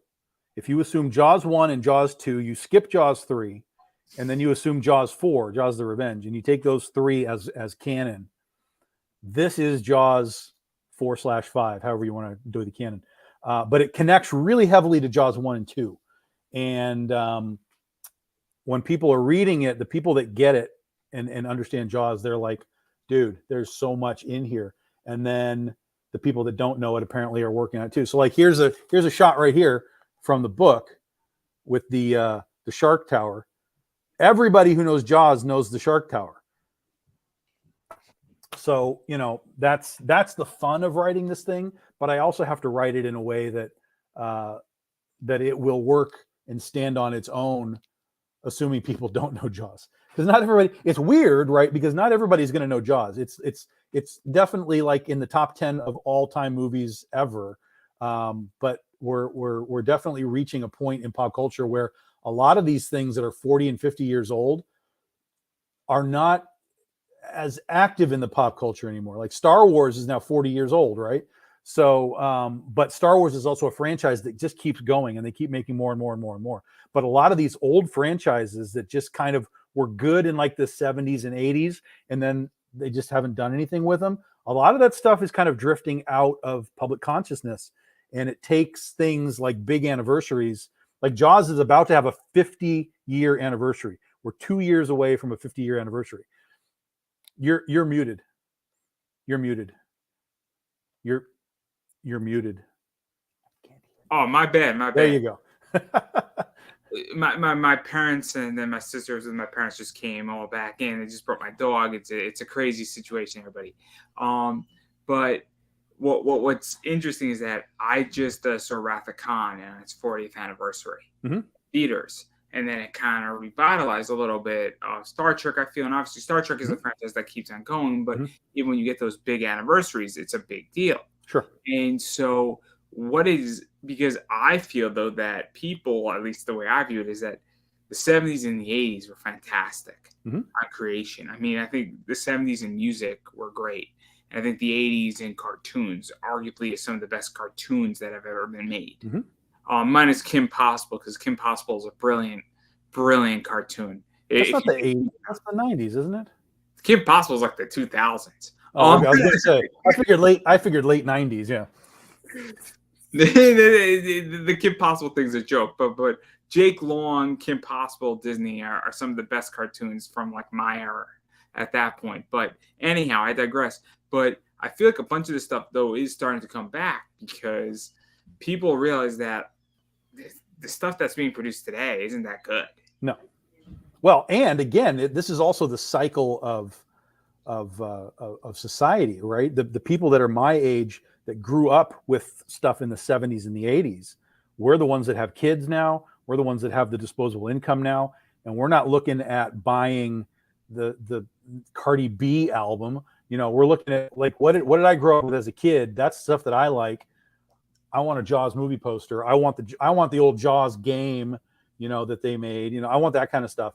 So yeah, it's all this cyclical part of culture right now. And so I mean, look at card collecting. I'm a big card collecting. Obviously, I just unboxed a bunch of cool card stuff while we were speaking, and that's bigger than ever. And it's only going to get bigger. I mean, you know, I'm going to mention a name that may or may not be a good position. The problem with card collecting, I'm going to tell you a story that you're not going to believe, but the problem with card collecting is that it is now solely based on the idea of the flip. It is now, rather than collecting, it is now the stock market.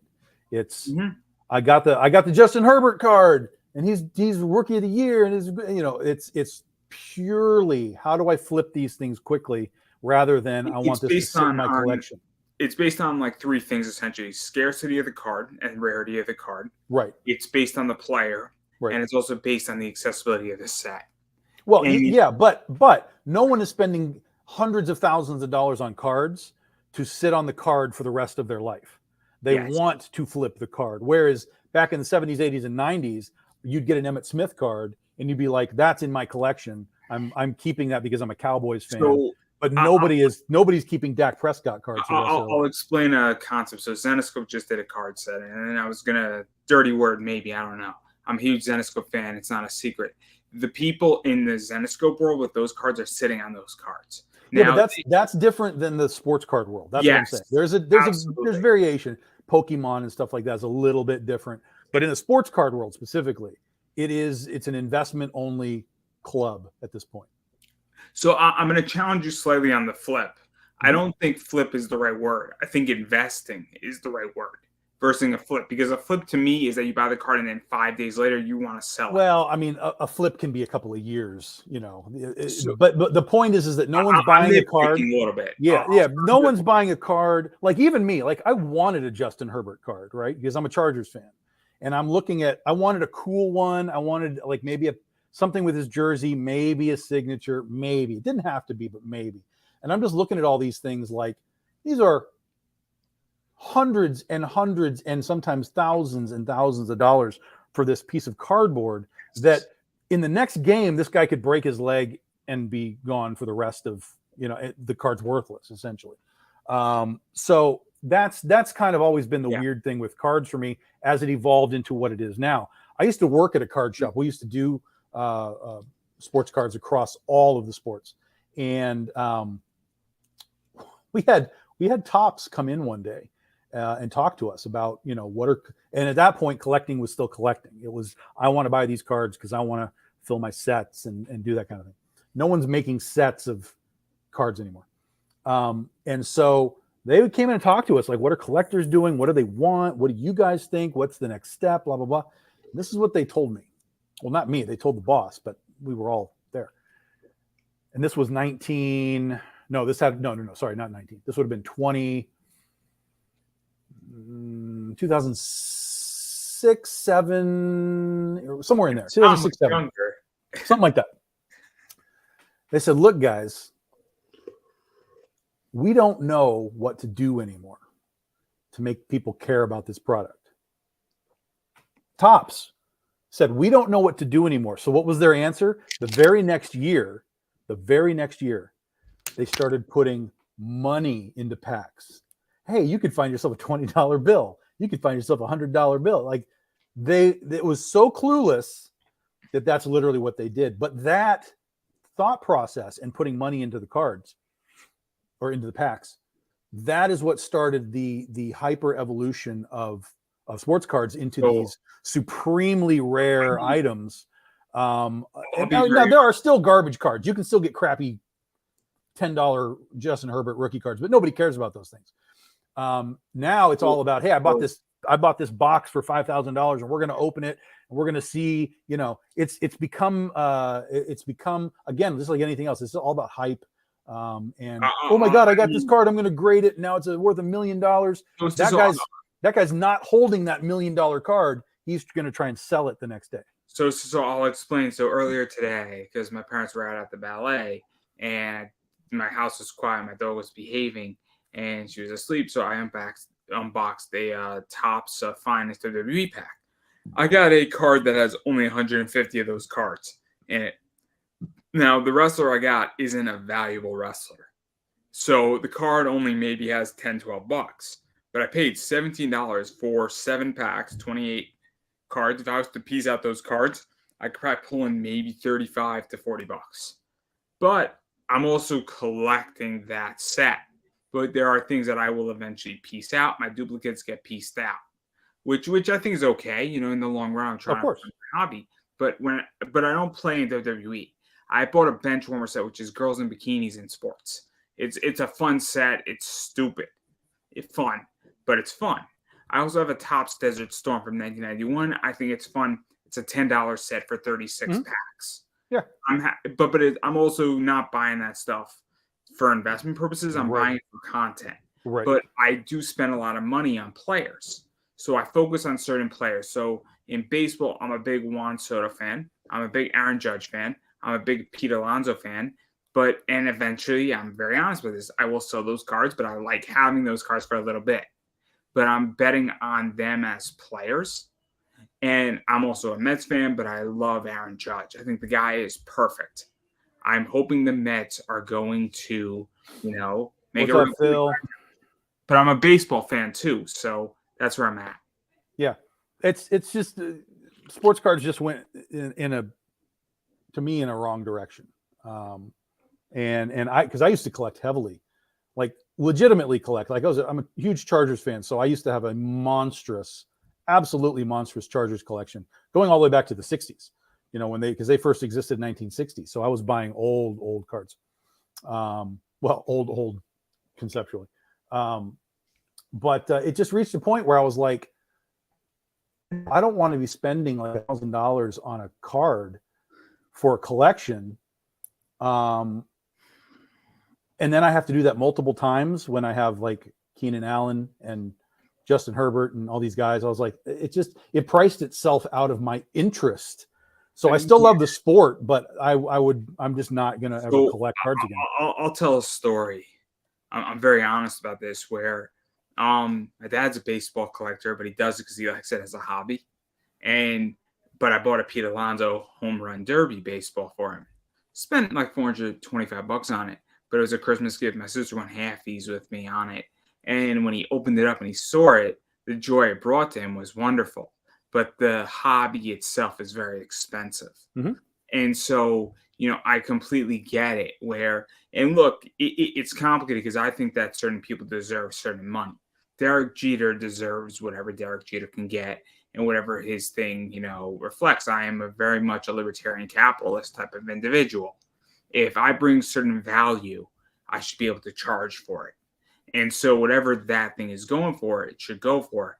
But even with Aaron Judge, I'm looking on eBay and his baseball and his autograph is like $900, and I'm like, oh well, but there's a big difference between memorabilia and just trading cards. And I'm only talking about the trading cards because the memorabilia, that's a whole different world. Like I totally get it. Like if you gave your dad a Pete Judge card, he wouldn't care as much as getting the ball. Like that's a completely different circumstance. So yeah.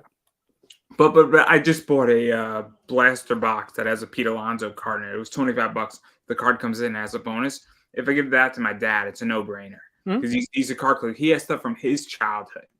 So my dad's I think 63. I want to say 62, 63. So my dad has stuff from when he was collecting when he was like 10. Sure. So in the 1970s. So it's embedded in me. And my father's a collector, and I collect certain players. I don't collect teams. So I don't care so much about the White Sox. Nothing against the White Sox. I'm sure there's great players on that. But I love Juan Soto. I love Pete Alonso. I think Francisco Lindor is a great player. Aaron Judge is great. Derek Jeter cards are fantastic. So I collect players more than anything else. And so I play fantasy baseball essentially with my trading cards. Mm-hmm. Yeah. But I digress. But I don't disagree. But this is a deviation from what I wanted to ask you about stretch goals. Because my favorite stretch goals are those odds, almost black and white books that are limited to how many backers were on there. Because I love more comics.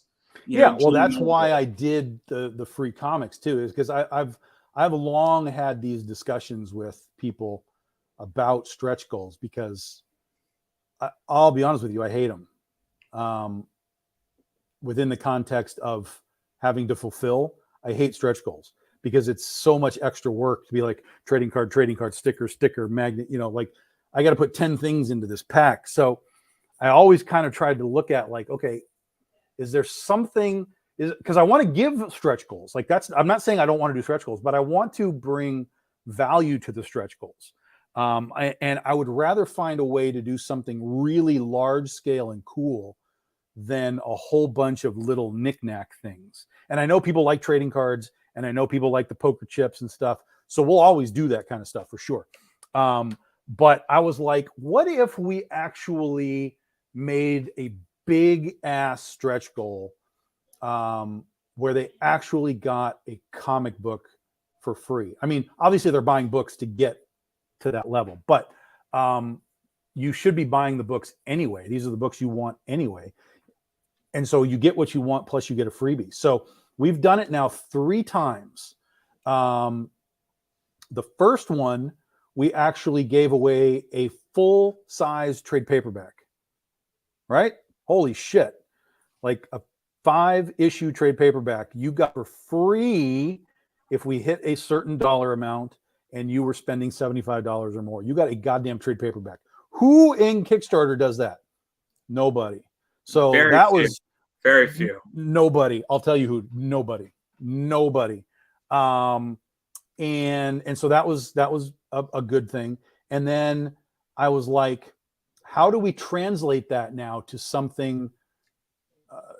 I don't know if it's better necessarily, but like the trade paperback was just collected work, so it was easier to do because there was no money to be spent on it. But if I'm going to make a new comic, if I'm going to say we're going to give you this free book, all of this takes money, right? The art, the colors, the logo, the printing, all of that takes extra money than the trade paperback does. So, but I thought to myself, I think that that's a cool thing. I think that getting a free comic is way cooler than here's a bunch of knickknacks that you're probably just going to throw in a drawer somewhere. Yeah, there you go. Those metal cards, Nei metal cards. Shannon Mayer too. Yeah. So I like that stuff. That's cool and fun. But so what? Here's the question for you as a buyer: are you going to be more excited by a campaign that says we're going to give you like 5 cards, or are you excited by a campaign that says we're going to have a big ass stretch goal and it's going to be a free comic, like a new comic? So I'll throw you two answers. So the 3 things that excite me is that and my friend Mike Tiener did this. He, I think, gave a free comic that edited the original comic with the pew pew sounds in a bunch of different ways that was in black and white. That to me was exciting because it wasn't a new comic, but it was an additional book that was fun, right? So I don't have a problem. Somebody says, we're going to throw you an alternative cover, free book in black and white so you could examine the art. Yeah. So I really appreciate it. And we've done that too. Yeah. I bought the Court of the Owls in black and white, and I thoroughly enjoyed that book from Barnes & Noble and a graphic novel. So I don't have a problem if somebody wants to reprint something in black and white with alternative work if it's limited to only the Kickstarter. Right. Yep. But so to me, anytime somebody throws me something for free and it deviates it slightly, I'm perfectly fine with that. I love metal cards. As an individual, I hate trading cards. I think trading cards are not horrible. Let me rephrase actually now that I think about it. I hate stickers. Trading cards are not my favorite thing, but they're not bad. I hate stickers. I have no use for stickers. No use. They do not interest me. If your only goal is a sticker, I'm out. As far as a stretch goal, does not excite me. A metal card is exciting. A free comic, I'm in. Even if it's only black and white and an alternative cover, as long as it's limited to your campaign. So, sorry. So as I was stating, like Jim Noble did this where he had, I don't know if that's a dirty word either, but God bless us all. But he, for the first 50 backers, gave free comics away. So I don't even know what's in those comics, but I don't care because it's free. So anytime somebody gives me something for free, as far as a comic book, I don't care. Sure. But again, like I want you to know what it is. I want you to understand this that you're getting is not just a repackaged, rehashed anything. It's literally a brand new book that we spent money and time and effort on. So I want you to understand that you're getting something, because we did another one for Ursa Minor. This was done for Ursa Minor, the first one. The second one that we did that we're getting ready to go to print on, we had another book called Sand and Scales, which is a gladiator book. And it'll be the same thing. It's a completely brand new book, completely brand new title. It is the 0 issue for the book. And so all of our backers that spent $75 or more, they're going to get Sand and Scales as well. And to me, that's cooler than a bunch of sort of little knickknacks. but it also takes a lot more money, time, and effort to do it. So I don't know. This is kind of where I am with stretch goals. Like when I get stretch goals from people, because I've backed a lot of campaigns. When I get stretch goals from people, I almost never even really look at them, because I don't collect cards and stuff. Like I'll look at it and be like, oh, okay, cool, but then it just kind of goes back into the pack that it came in and just kind of set aside, because all I really wanted was the comic anyway. And what's also funny is I sometimes will get backers who will message me and they'll be like, I think I got somebody else's package. I'm like, why? What did you get? And they're like, well, I got my comics, but then I got like all these poker chips and cards and stuff, and I didn't order any of that. And I'm like, no, that's just free stuff. That's just bonus free things. And they were like, oh, okay, I guess that's fine, thanks. So there's even people that don't even know that stuff exists. And then within that group of stuff, like I know people that love stickers and love magnets, whereas on your side of it, you don't care about that stuff. So the problem is there's no right answer with these stretch goals. I agree, and that's the hard part. I think if you throw a free comic, I don't think anybody has a complaint about that. I think that's an easy one, yeah. That's an easy answer, because if someone says I hate free comics, well, you know what it is? Maybe you got a bigger problem, is all I'm gonna say on that one. But like I know people who hate magnets, right? So like for instance, there's companies that sell magnets of their work, and I'm like, yeah, it's not for me. And people sell stickers and they sell sticker subscriptions, and I'm like, you're not getting me here. But then you know what it is? I'm a metal card guy. So you know I'm gonna throw another word, Zenoscope out. Zenoscope did the trading card set. They gave 3 free metal cards out. They charged $12.50 a piece for those metal cards. I backed the campaign at $22. There was 3 free metal cards in that, which overvalued past the Kickstarter value for me, in my mind. So now I'm looking at, these are exclusive things to the Kickstarter, and normally that company would charge $12.50 per metal card. So now when I look at your metal cards, I'm like, okay, what's the average position for that? I mean, that's what it is. I mean, I did a metal card with my friend DJ Croft. I'll throw the picture here just to show it. This is my friend DJ, who's at LA Comic-Con as a guest right now. You know, the thing is that me and DJ had an arrangement where he got merch. So we split the metal cards 50-50. He didn't get paid, but he got merch. He's selling that stuff right now at his booth in LA Comic-Con. I have a good relationship with DJ. And it's cool for me, and people didn't understand why I did that. I understand what I have. Those are $15. I think DJ is down to like 10 or 15 of them left. And me and DJ are probably gonna do something soon as well for round 2 of that. Those are limited to 121, by the way. But I know there are people who love metal cards. And so that's what I like as a collector. And so when I do stretch goals, that's my goal, is what I want. Because if I like something, and I think I'm a relatively straight and narrow type of person, where I think I'm average on what people like. Some people will like what I like, some people don't. But if I like metal cards, other people like metal cards too. Like, that's what excited me about your thing, is the comic and the metal card. The stickers, neither here nor there. The cosplay card, neither here nor there. But the metal cards got me excited. And that's okay. Somebody might hate metal cards. That's cool. But see, that's the quandary for us as people do this stuff, because we want to make things that the people want. But anytime you ask, what do you want from a stretch goal? You ask 100 people, you're going to get 100 different answers. So it's like, so then it comes back to like what you just said. You know, it's like whatever I like, I think I'm just going to go in that route. And that's what we do. But for me, in my brain, I always want to keep upgrading and elevating what we're doing. So even like when we do stickers now, like when we unlocked 4 stickers with Princesses versus Zombies, but all of the art for those stickers is original art. It's not taking an existing piece of something and just making it a sticker. We actually have brand new art. So that art only exists in that sticker format. So even in that sticker element, you're getting something that's elevated beyond just, you know, I've used this old image as something. It's so complicated. And again, look, I'm not going to say don't do a sticker, right? for me, stickers just don't excite me. But that doesn't mean that a sticker isn't valuable. Mhm. Some of you might love Exactly. stickers. Exactly. And you know what is?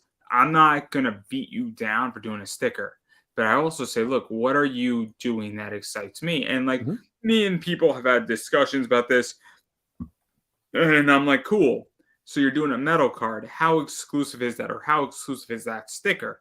Are you going to be handing that sticker out to everybody? Like, at what point does something become, hey, I feel really, really protected in this environment? Because to me, at this point, I know you're not in diamond, right? No. I'm asking you before I ask a question. There's a rationale, but the idea is that your books to me are somewhat exclusive. Or your Kickstarter books, where that green foil we were talking about earlier, you can't get that book. There's only 50 of them in general. Oh no, there won't be more of them. We make 50 and then whatever. That's it. But I feel protected, meaning that I'm part of a club, if Mhm. that makes sense. Sure. So I have certain books in my personal collection that are part of a club. There's only so many of them out there. There will only be so many of them out there. And the people who have these books, I have a book that I think there's maybe 15 of them on the CGC consensus, and there will only be 15 of them. That's a rare book. Mhm. Boom Studios doesn't have the book I have in their collection. And I'm pretty sure they want it at some point. It's a very cool WWE book. It's a very cool piece of history. It's the Four Horsewomen and the Bella Twins. It's an awesome, graded book. But the point is that I feel like I'm part of a club, and that's how I feel about Kickstarter. Is that I don't have to back your Kickstarter, but I want to be protected. I hate when I'm not protected in a Kickstarter. I hate it. Drives me mad. Yeah. Yeah. Nothing that happens on Kickstarter. Yeah. I mean, even if we took the book to Diamond, it still wouldn't be like that green foil thing. You know what I mean? It would just be the book with another cover. Like Polito does that all the time. Everything that he does basically at Diamond is 2 years behind where he is on Kickstarter currently. So, he went into Kickstarter for 2 years, built up a product base, and then took that product back to Diamond and sold the books through Diamond. And that's his cycle now. He's just 2 years ahead of where Diamond is. Yeah, he launches Kickstarters that just don't fit with me economically every Mhm. time. He always launches a Kickstarter when like I'm in an economic quandary, and it's just like like I have no money, and then he launches a Kickstarter. I'm like, fuck. Well, that's why for us, we always have an easy entry point. We always have a $10 easy entry point for our books. It's just your he, basic book. There's no frills, he, but it's just here's the $10 price. Get your book, and you can read the book, and you're good to go. So it's funny because Polito works with somebody that actually gave me a shot, and I met at a Big Apple Con, Sapphire Nova, and she's just fantastic. Mhm. She does a lot of cosplay covers for him, and she's just fantastic, and she's always on. Like I think I interview her at least once a year now, and she's absolutely great out in Arizona, and it's kind of funny how it's a small world, how everybody knows everybody, and it's It's like six comics is weeks. not. I mean, comics is a big world, but it's not that big. When you start to sort of reach the top, and you're sort of in this zone here, this sort of top half, most people have some connection. It's 6 degrees of Kevin Bacon at some point, within the comic world.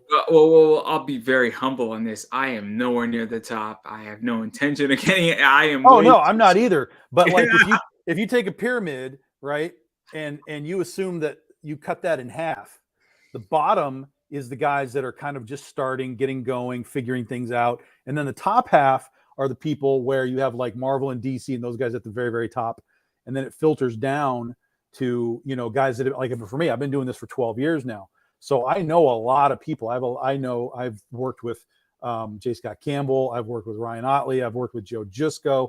I know Brian Polito just in casual creator. I go up to his booth. Hey, he knows who I am. So there's it becomes a lot of 6 degrees of I know these guys know these guys, these guys know these guys. Once you kind of reach a certain level in the pyramid, And that's just reality. What's weird about me is that I've obviously interviewed a lot of people in DC. Paul Levitz was on my show, Danny O'Neill, Howard Cruz, Dennis Kitchen, and then Hart Fisher's been on a few times. Obviously, you've been on, and then a bunch of indie people. Obviously, Larry, who's in the chat, has been on.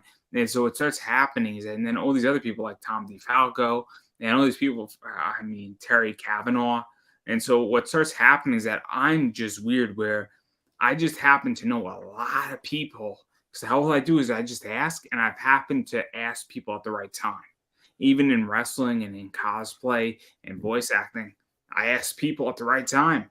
It's, and, the reality is this is something that I think people don't get, is pretty much all of us are approachable.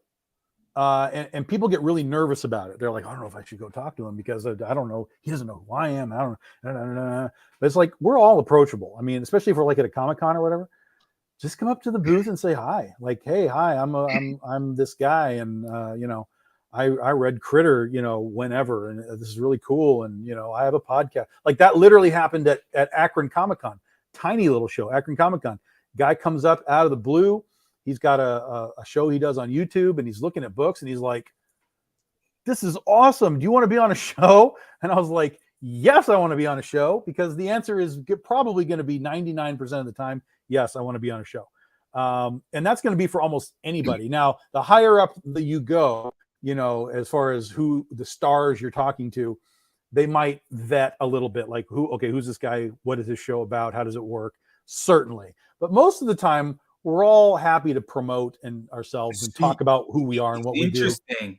I don't know if people know this story. I think I told this story before, but I've said this openly to you, I think, is that I said I was terrified to approach you. I'm like, look, this guy is Tom, Hutchinson from Big Dog Inc. Which means nothing.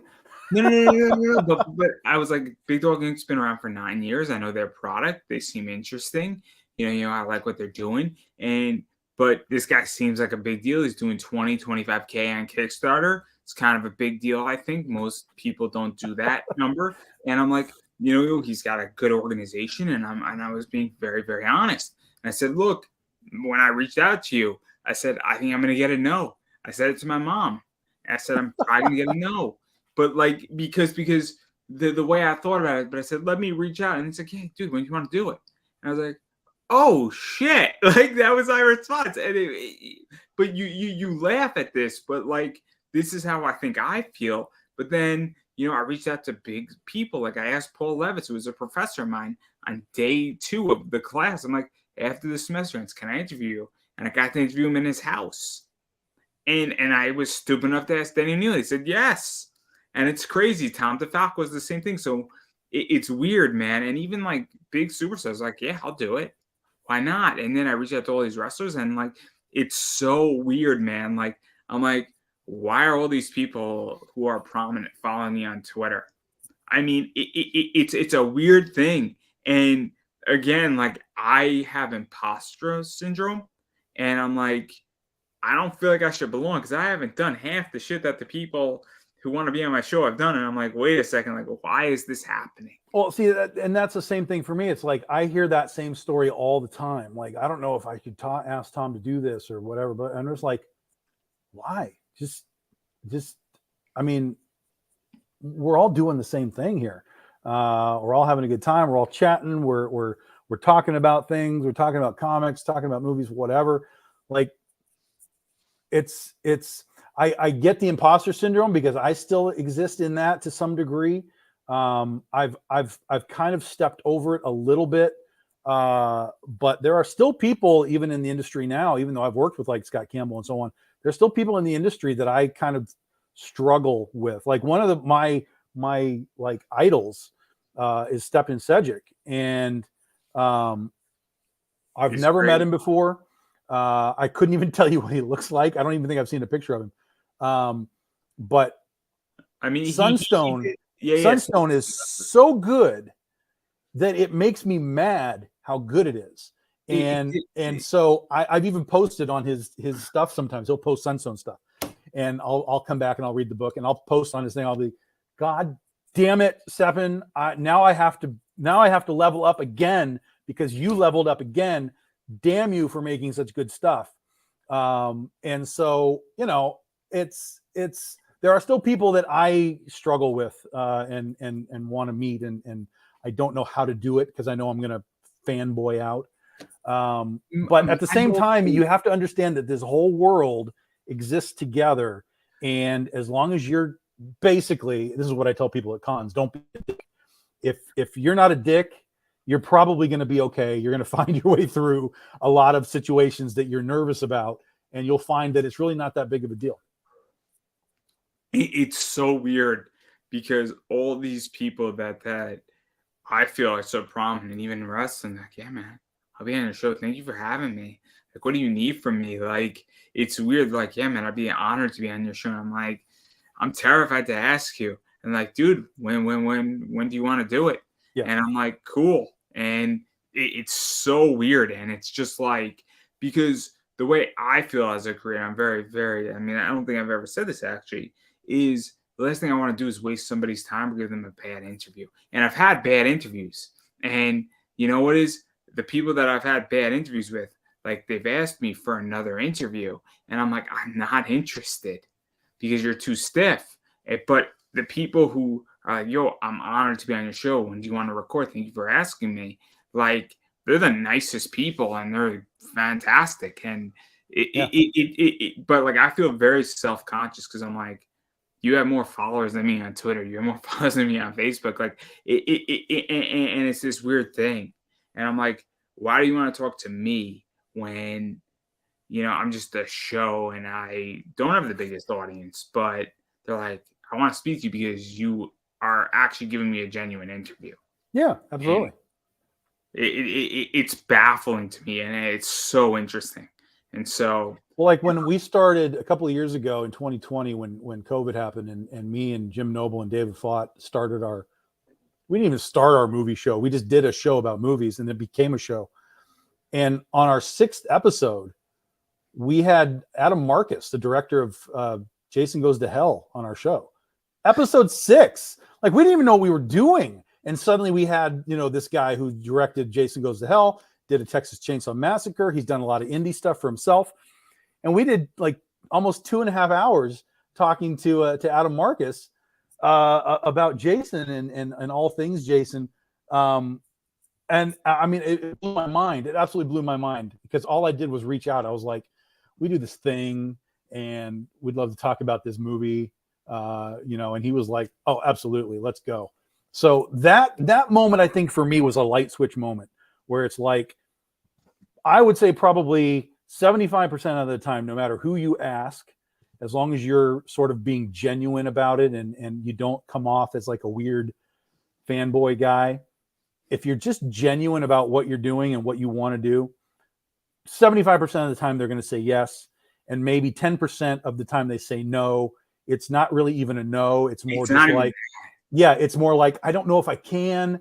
Talk to me next year. I'm busy, like that. And then there's like another 10% that's I like, was speaking. I have a story.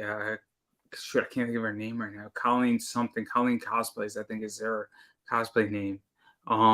And like she said, I'm super busy right now with con season. Circle back to me. So she said, circle back to me in a month and a half. Yeah. So I circled back. She's like, oh shit, you actually circled back. She's like, when do you want to do it? I'm like, whenever you want to do it. Now I'm getting a CPA CC thing, and that's core proficiencies and accessibility, core competency, something like that. I can't think of the full name right now off the top of my head. It's been a long day. But she's like, oh, and so now I'm speaking to my coworkers / my classmates on this, and I'm like, I'm super nervous, everybody. And that was a fascinating interview about disabilities and cosplays. But like, she was like, oh shit, you actually circled back. And she's like, you're for real, aren't you? Well, and that's a big thing. If someone tells you message me next month, you better message them next month. That's a real thing.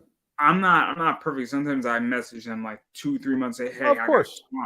But like, they're like, oh shit, you actually remembered to hit me up. Yes. Or what I'm now doing with people is I say, hey, look, this is my booking link. Why don't we just book it for December?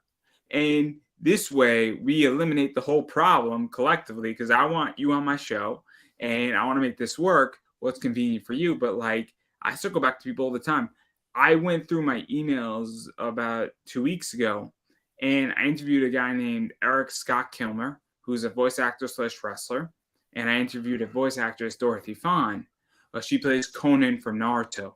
And what wound up happening is that I actually reached out to them in 2017. No response at all. I reached out to them earlier this year, 2 responses. So also sometimes it's just timing. Sure. Oh, of course. Absolutely. Yeah.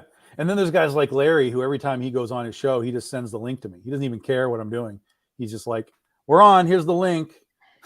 And I'm like, oh, okay. I guess I'll go shoot the shit again. So it's very, very, very weird how this all works, and it's just beyond interesting. But yeah, what's going on with Big Dog Inc. beyond this? Because enough about stretch goals. This is beyond stretch goals. All I want is I just want cool stretch goals, guys. What I really want is I want an awesome bottle opener because I love figuring out how to open beer bottles. See, and I wouldn't even consider that because I don't drink. So it's not even something that would ever enter my brain as far this as is my an beer opener, everybody. It's a Hot Wheels car. Yeah. It's a Hot Wheels car that's a beer opener. And it was 99 cents. I'm not making you car bottle openers. I'm not making that for you. Why not? Because I'll tell you why. Because that's a bitch to pack. You don't have to package. Of course I would have to package it. I have to get it in the box and send it to you. It's not flat like a comic and a sticker and a card, and it requires extra effort. I'm teasing you purposely. I know. I actually got a book just recently, which was really crazy because it was called Lunar Smoke, and I only bought the book. Did I just buy the book? I think I just bought the regular basic book. Why do I know that name? Did he have a cosplay cover with Susie something? I have no idea because I don't pay attention to that stuff. I just look at the art. Who created the book? Do you know? I'll look it up. Basically, it's about a cowgirl on the moon. I know this book because I interviewed the cosplayer. He had a cosplay cover with her. I know the book. See, this is the problem. This is what's killing me is that I interviewed he had a cosplay cover with a cosplayer that I interviewed before he did the cover. Armin Nassim. Yes. I interviewed somebody he worked with. That's why. And he friended me on Facebook like right after the interview. I'm like, dude, let's do something. And he never responded. I'm like, fuck me, man. So it looked cool. And I was like, all right, let me just throw this guy a little, because I think it was like $15 or something. And so I just bought the regular book. And it shows up one day in a box like this, like a full-on box. Like we made our mystery boxes like this. It's like a full-on box. The one comic shows up in this huge-ass box like this that was printed with Lunar Smoke. It was like his box, right? The whole box shows up with one comic in it. I was like, really, dude? Did you really do that? And so I open it up, and the comic is in there, and it's wrapped in like tissue paper and stuff. But then also in there was a Lunar Smoke shot glass in the box. So apparently the stretch goal for the shot glass got unlocked. And so there was a shot glass in this huge box with one comic too. So that's why I'm not making you a dumb car thing, because I'd have to put it in a box, and that's a pain in the ass. Yeah. You just don't want to box me. That's what it is. That's correct. No, I'll box you. If you want to fight, we'll fight. I'll box you. We'll be like Andrew Tate and Logan Paul. We'll do that. Don't even start. I mean, those are like my 2 favorite people in the world. So I'll fight you if you want to fight, but I'm not going to make you a car thing. Oh, that's just terrible. That's just terrible in so many ways. I love Andrew Tate. I love Logan Paul. They legitly entertain me to no avail. I can't stand Logan Paul, but I will do this because I didn't see the whole thing, but I saw a lot of his match with Roman Reigns on just clips on Facebook and stuff. That guy really put on a wrestling match like I haven't seen in a long time. And when he went off the top rope with his his selfie stick, I was like, he just changed wrestling. Like, he literally just changed wrestling. And I know that the WWE is looking at that and going, fuck, how do we put a camera on a guy right now? Because that's the stuff that we are never, ever going to see again without Logan Paul. It was so smart and so well done that I had to give him props for that match. I mean, I'm an investor, right? I own WWE stock, and I'm planning to add a lot more. I mean, being very, very open, being very honest, and I think WWE is a brilliant company because people think they're a wrestling company. No, they are a media company. Yep. They're one of the most licensed media companies in the world, and if you don't understand that what they're doing, and I threw this out to somebody started attacking me in a very political way, and I'm like, dude, you don't get it. I said, what is WWE? If you don't understand what WWE is, you're moronic. They are Disneyland. That's exactly what WWE is right now. They are the equivalent of Disneyland. They put on what Disney does. Just in a wrestling format. Because that's what they are, and that's what they are becoming. Yeah, they're just IP characters. I mean, back in the day, they were literally comic book people too. They were wrestling. I mean, there is now Boom does that stuff too, but like there were Undertaker comics and Ultimate Warrior and all kinds of crap back in the day. I have WWE Boom comics. I have a John Cena graded, signed by him, Boom comic. It's great. They are a brilliant company, and they're one of the most licensed companies in the world. Mm-hmm. It's insane. WWE's money, a good chunk of it comes from licensing.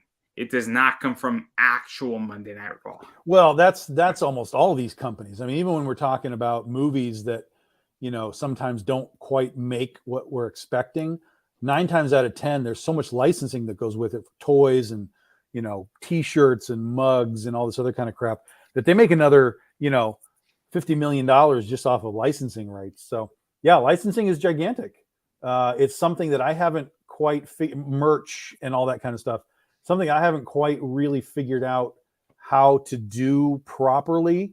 I mean, you're starting to. I mean, we're dipping our toe, but we're a long ways out from being like any sort of a merchandise company. We still are a comic book company first and foremost, and we have some shirts available on some different sites, but I haven't really like gone all in on any form of merchandise at this point. We'll have the toy. I'm really curious to have the toy next year and have it, the critter toy, and have them on my Comic-Con tables. Really, really curious to see what happens. Need to get one of those. I do need to get one of those. It'll be fun for me to have one of those. I'll pay. We'll have extras. We'll have some extras.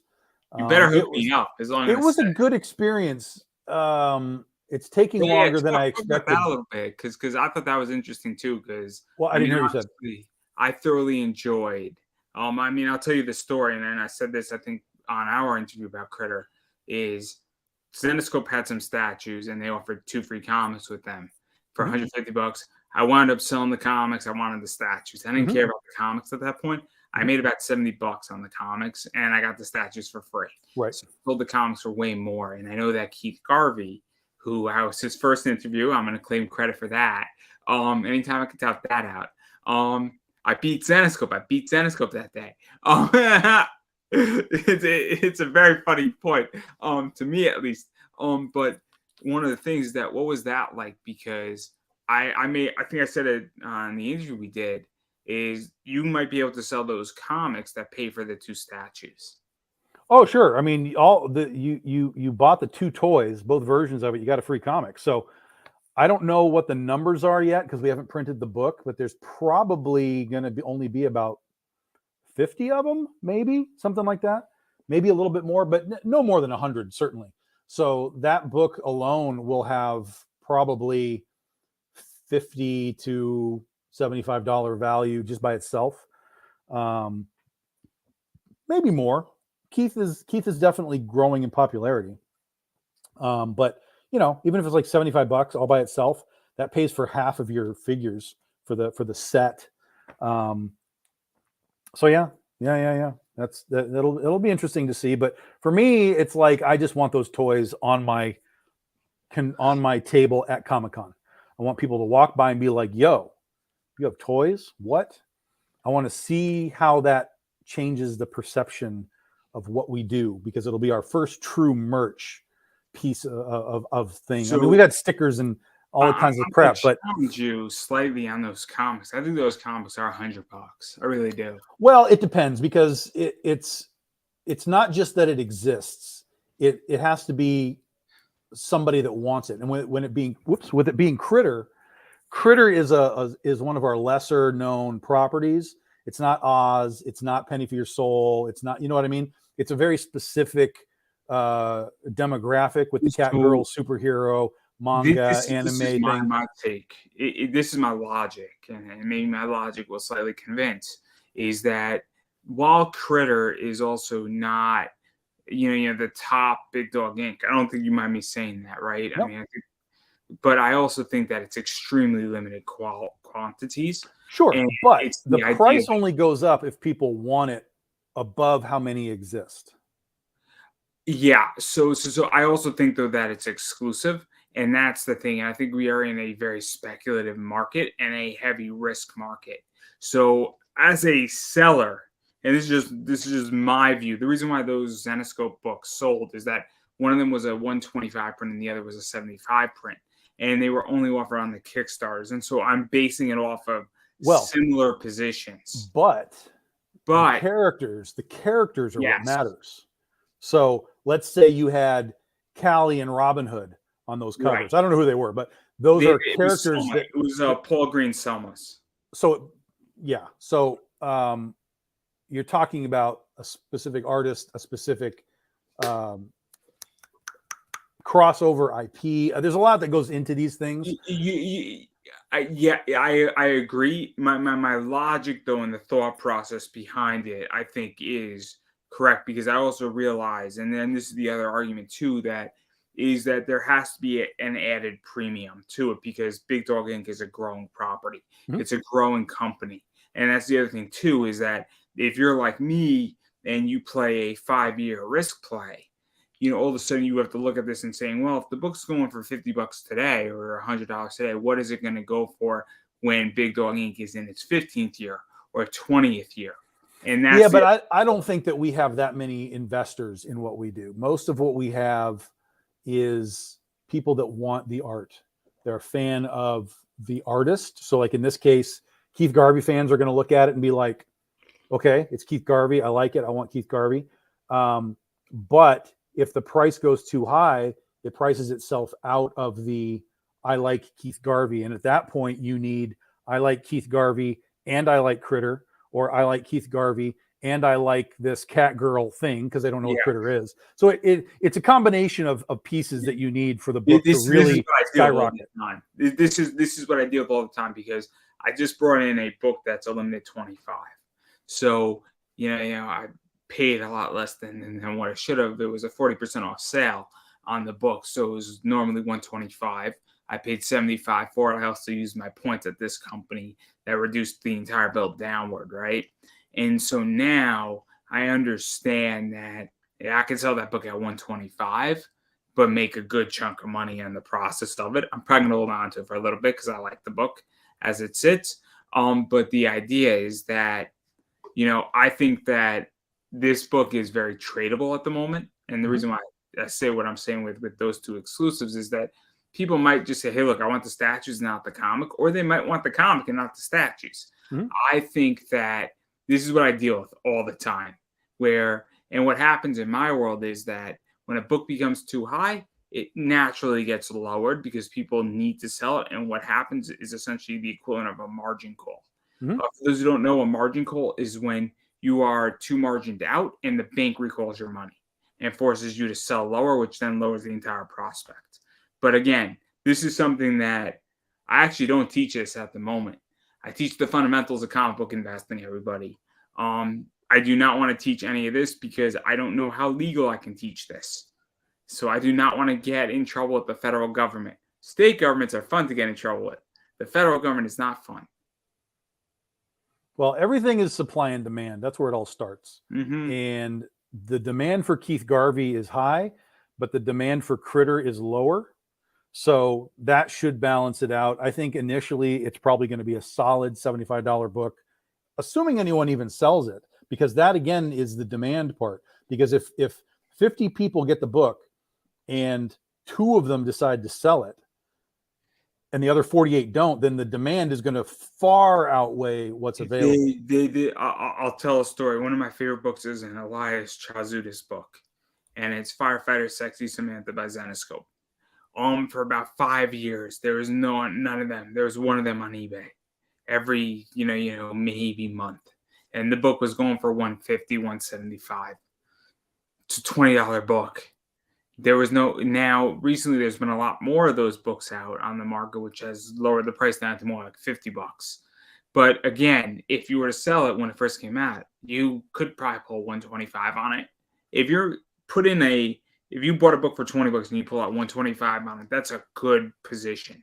So I think with this book is that I don't think the type of people who have this and bought both statues are interested in selling today.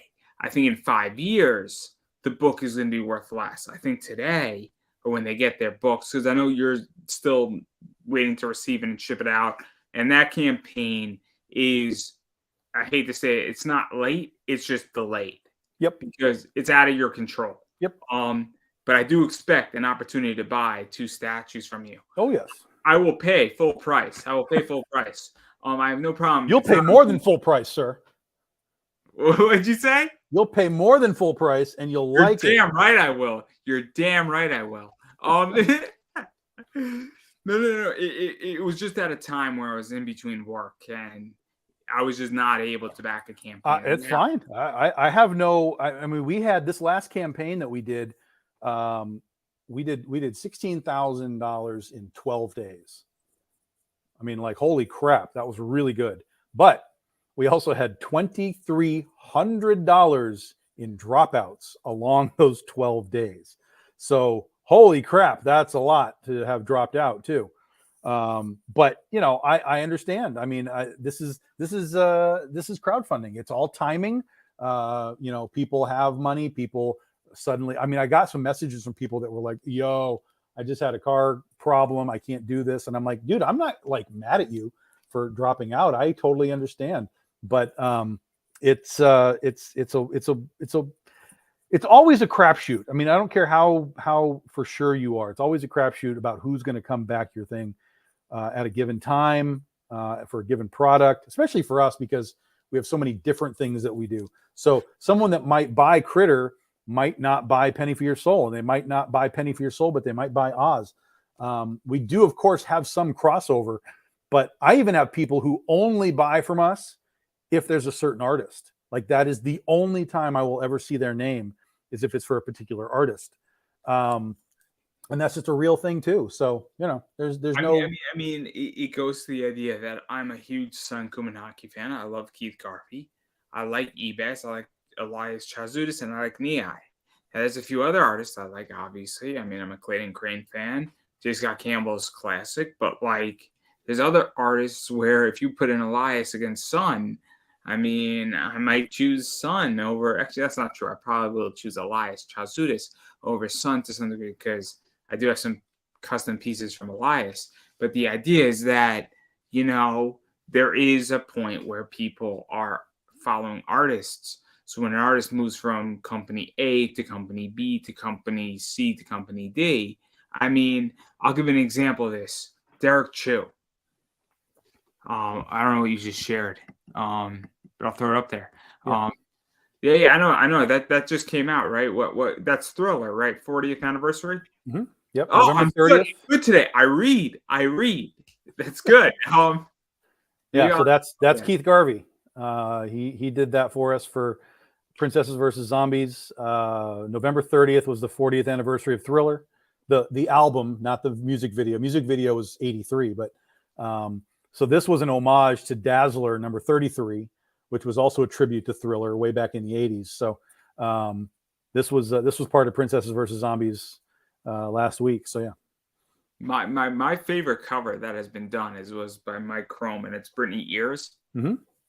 Well, and that's her. That's Brittany Ears. That's what I told Garvey. I was like, look, we want to This is the first ever tribute homage meta cover, the first one ever, because we have Thriller's 40th anniversary. We have the Dazzler homage to the comic book, and we have the meta part of it by putting Britney Ears into Princesses versus Zombies. So I was like, think about this as if Britney Spears made Thriller, and he was immediately like, yeah, I got it. And this is what he did. So yeah. I mean, I love Keith. That was his first interview. The only reason why I interviewed him is I'm a huge Starbucks guy.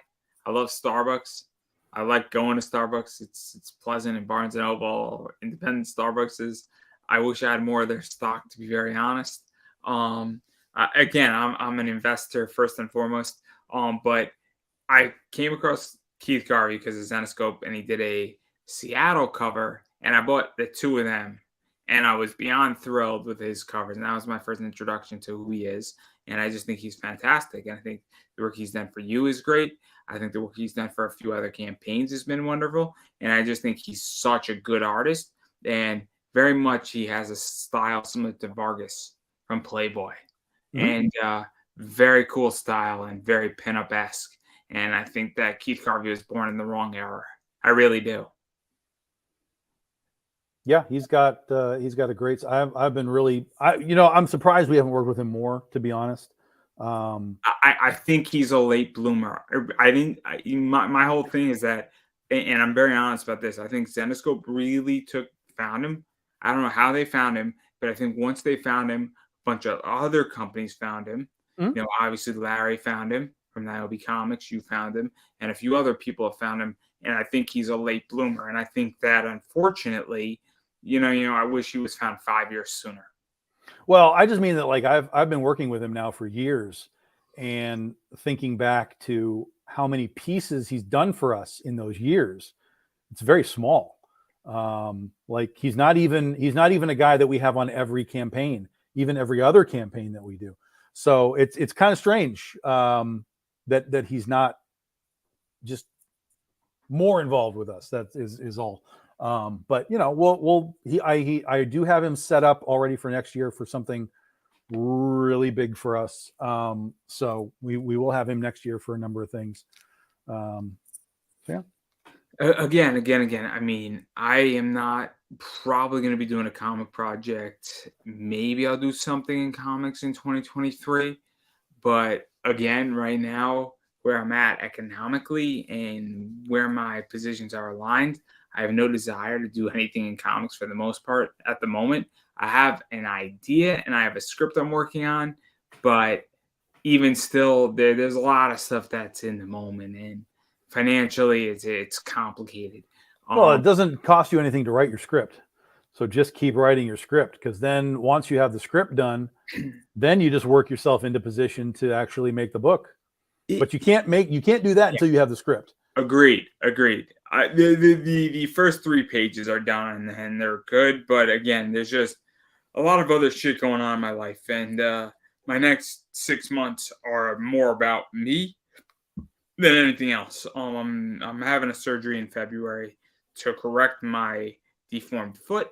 It's been very open, and I'm not worrying too much about potentially writing a comic book when I'm going to be going through about 6 months. Yeah, of course.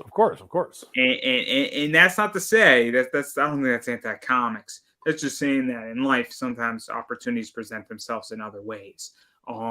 Believe me, I've been 10, 11 weeks into my new job. So that's also a focus, is I'm not worrying too much about the external activities, if you will.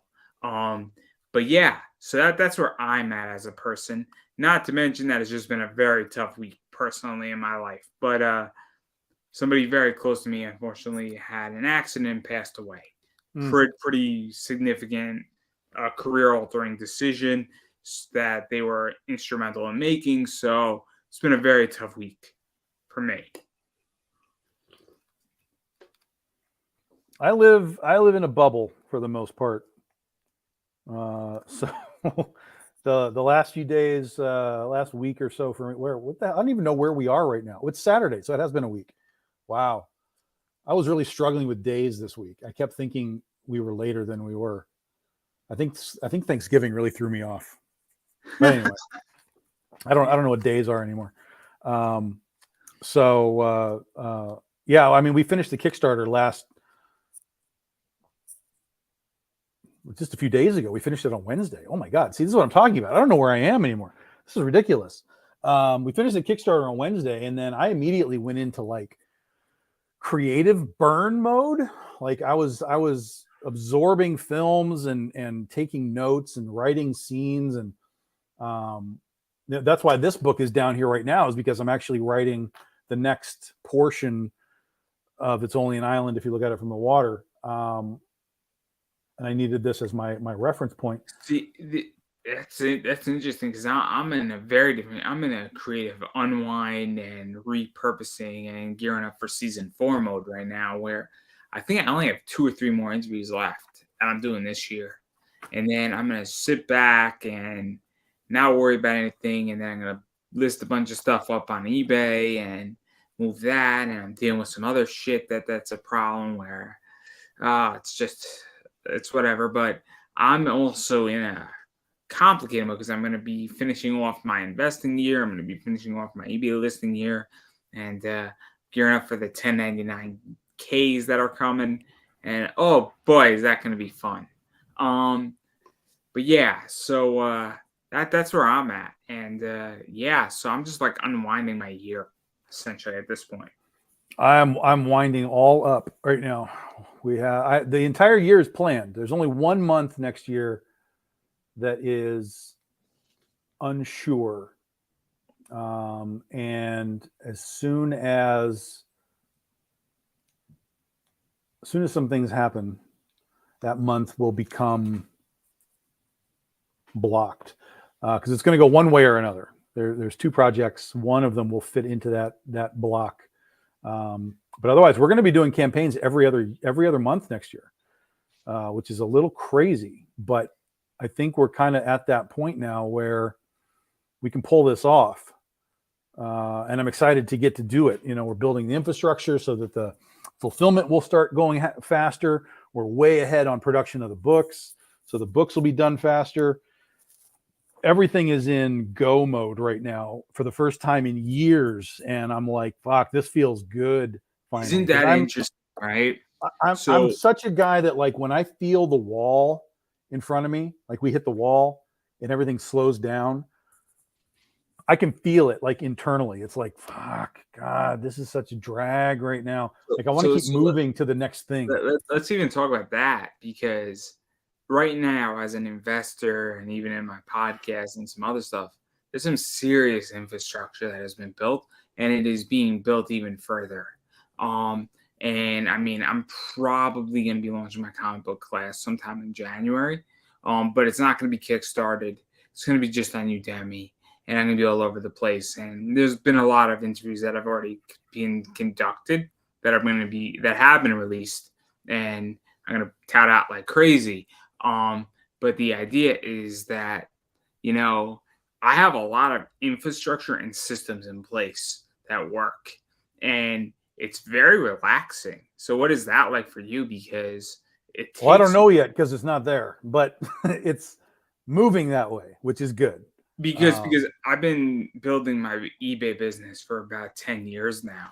And for the first time, I'm actually able to take a significant distribution where, I mean, I'm having a 20,000 plus year on eBay right now.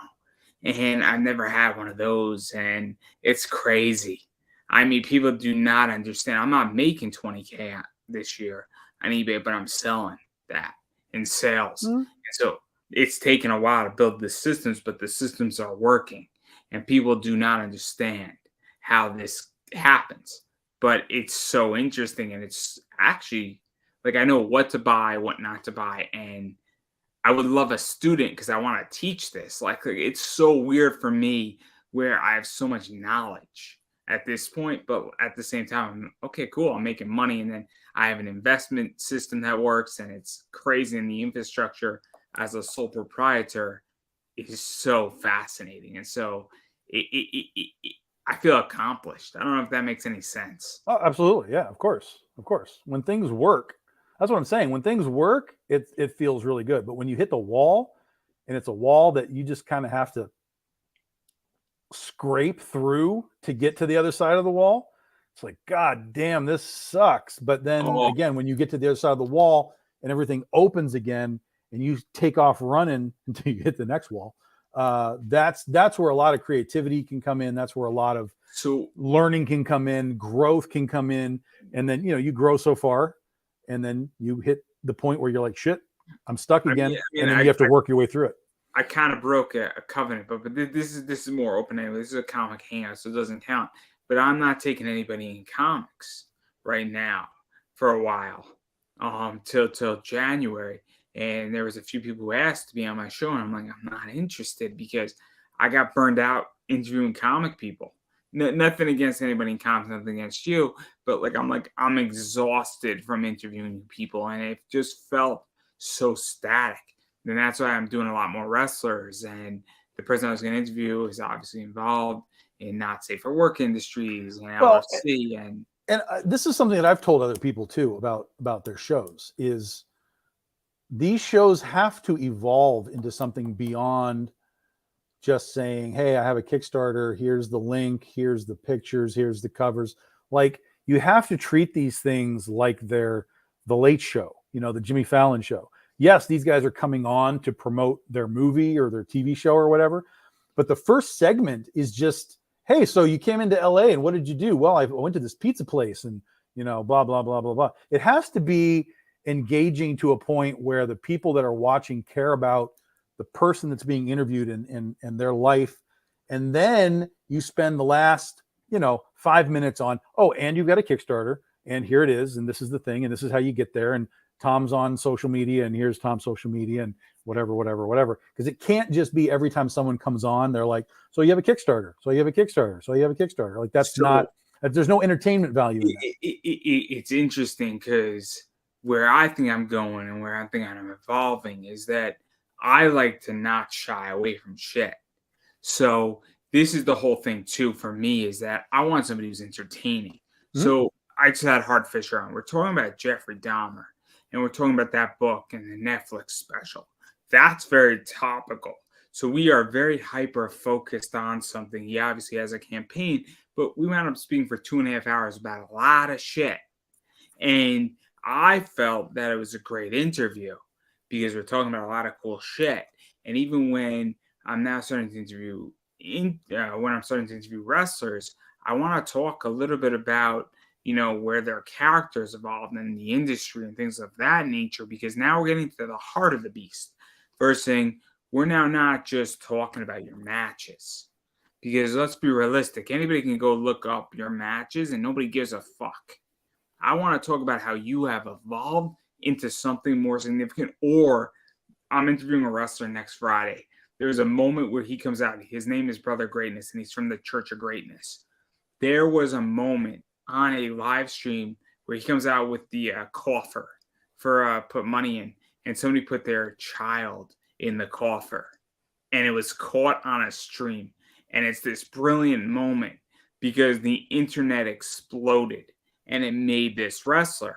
So you don't think we're not going to spend time talking about that? Of course we are. But that's what people want to know is that what were you thinking when that happened? Because that was social media gold. That's called a setup. That's not real. What would you say? That's called a setup. That wasn't real. But just in case you didn't know, that wasn't real. No. But you get where I'm going with this, where my show has evolved, because now we're not shying away from shit, and it's fantastic. And this changes me as an interview, because now I'm looking, saying who can come on my show and who's gonna be interesting and just doesn't want. And there are people who I'm not interested in because they're too stiff. Mm-hmm. Oh yeah, of course. You don't want to fucking call it bullshit. And I'm like, I'm at the point where if you say to me, Andrew, what do you feel about a topic? I'll tell you exactly how I feel about it. And that's where I'm at. And maybe it's because I'm agitated today, but because my guest did not show and was radioed silence. But I'm learning that also I'm not going to go say something randomly. But if you ask me about something, I'll tell you my honest opinion about it. Well, that's always been my thing. Like when I worked at a comic shop, I worked at Jesse James Comics for like 5 years, and people knew that I was notoriously brutal about things, comics, TV, movies, and everything. And so it became this known thing that Tom will help you with anything in the store. If you want to know where Deadpool is, Tom will take you where Deadpool is. If you want to know where Harley Quinn is, Tom will take you to where Harley Quinn is. But the instant you ask Tom what they think about Deadpool, you get the real answer. And that became really fun. That was a really fun period of time. And it was a really fun group of people because we could talk about anything at that shop. But every now and then, everything would just sort of stop because we'd go into the what does Tom hate today realm. And it was fantastic. Like one time when Last Jedi had just come out, guy comes in the store and I was working on the trade paperback table and kind of focused on it. And he comes in and I don't know how we got it, but he was like, oh, he was watching something on his phone. And he was like, hey, so did you see Last Jedi? And I was like, yeah, saw it opening night. He was like, man, wasn't it so good? And I was like, oh, that's the wrong question to ask me. And so I was like, no, it was pretty terrible. And let me tell you why. And I started just going through my Last Jedi's trash rant. And when I was basically done, he was like, damn, now I feel stupid for liking that movie. And I was like, no, man, no. That's not the point. Like what you like, but this is the realities of this film. From my viewpoint. You saw my post today, right? No, not my. I find it an unacceptable post. That's the second post I made today. My first post I think is more important and say, look, you need to support what you like. Yes. I don't think I said I personally don't care, but that's a given. Whether that's movies, TV, comics, podcasts, businesses, you gotta support them.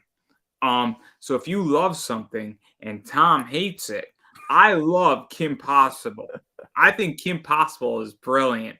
I think it's funny. The fact that she ended up with Ron Stoppel, brilliant. Greatest ever freaking ending. It's amazing. Gives us nerds hope. Anyway, the point is that if you don't like Disney and you fucking think Disney is the worst thing ever, don't support Disney. But if I like Disney, you should absolutely give your money to Disney. That's my point. So if you love Star Wars and you think Star Wars, I don't even know what episode 8, Lost on a Cruise Ship, as I like to call it, which is episode 8. What I don't know if you even know the title of episode 8. I don't know. Last Jedi is episode 8. Oh, that was episode 8. What was episode 9 then? Rise of Skywalker. Okay. This is how bad I am, guys. So I hated episode 8. I thought that's the right response. Yes. I thought it was Lost on a Cruise Ship. I understand there were certain moments and certain scenes that were good. Even in terrible movies, there are reasonable moments. That doesn't make the movie less terrible. Yeah, I absolutely agree. The thing is that I don't think it was a box office failure. I just think it was a cinematic failure. Correct. But I could separate the two, right? Yeah, absolutely, sure. So Twilight's a good example of that. Twilight was an economic success, shitty fucking book and bad movies. Okay? But you can acknowledge, right? So I can respect somebody who is a horrible human being but's good at business, right? I can respect that. So you could respect somebody and disagree with them. Sure. But so you could say, Andrew, I don't agree with you on A, B, C, and D, but I respect your opinion. There are people who disagree with me and don't respect me. Mm-hmm. That's a different position. But anyway. For me, it's like I and this is something that I always run into when I talk about movies is 9 times out of 10, when I say that I don't like something and somebody else says that they like it and I ask them why, there's no reason, right? There's no, well, this was good and this was good and this was good and so on and so on. Whereas on my side of things, when I say this was a garbage thing and I list the garbage things. The other side of the argument is, well, I just like it. And that's fair. You're allowed to just like it. But what bothers me is when people come out of films and start saying, you throwing around words like masterpiece and perfect. And I'm like, no. Do you know what these words mean? These words are specific terms that do not relate to what you just saw. So I understand that you like it. Fine. You think it's good. Fine. These are not perfect things. These are not masterpieces. These are modern, almost throwaway pop culture films in most cases. And none of them are designed to be masterpieces or perfect. And that's where I kind of come from. It's like, I can say, like, even for example, Black Adam, right? Black Adam was okay. And that's about all it was. But it wasn't shit. And it wasn't spectacular. It was okay. I didn't see it, so I have no comment.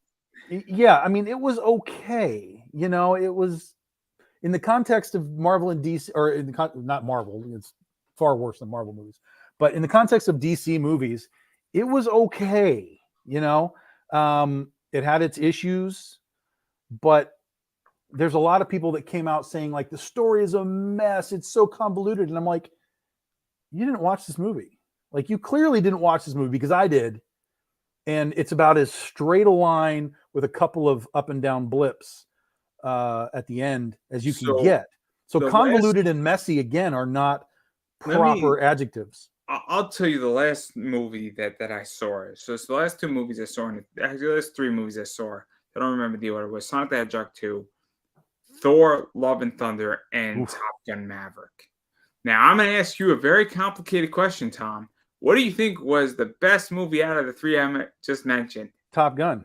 Of course it was. Yeah. Top Gun's not even close in that race. Holy shit. That was a joke, clearly. Yeah, well, I mean, the thing is that I could understand. Again, it's a variable thing, right? If you ask kids, they don't care about Top Gun, but they love Sonic. No. You are in this weird middle bubble of a lot of things. Me and my so friends, Sonic could have been your answer. Me and my friends thoroughly enjoyed Sonic the Hedgehog 2. We had a blast. We saw it like on preview night. Yeah. I've interviewed Ian Flynn, who's been writing Sonic the Hedgehog for 17 years. We enjoyed the fuck out of Sonic the Hedgehog.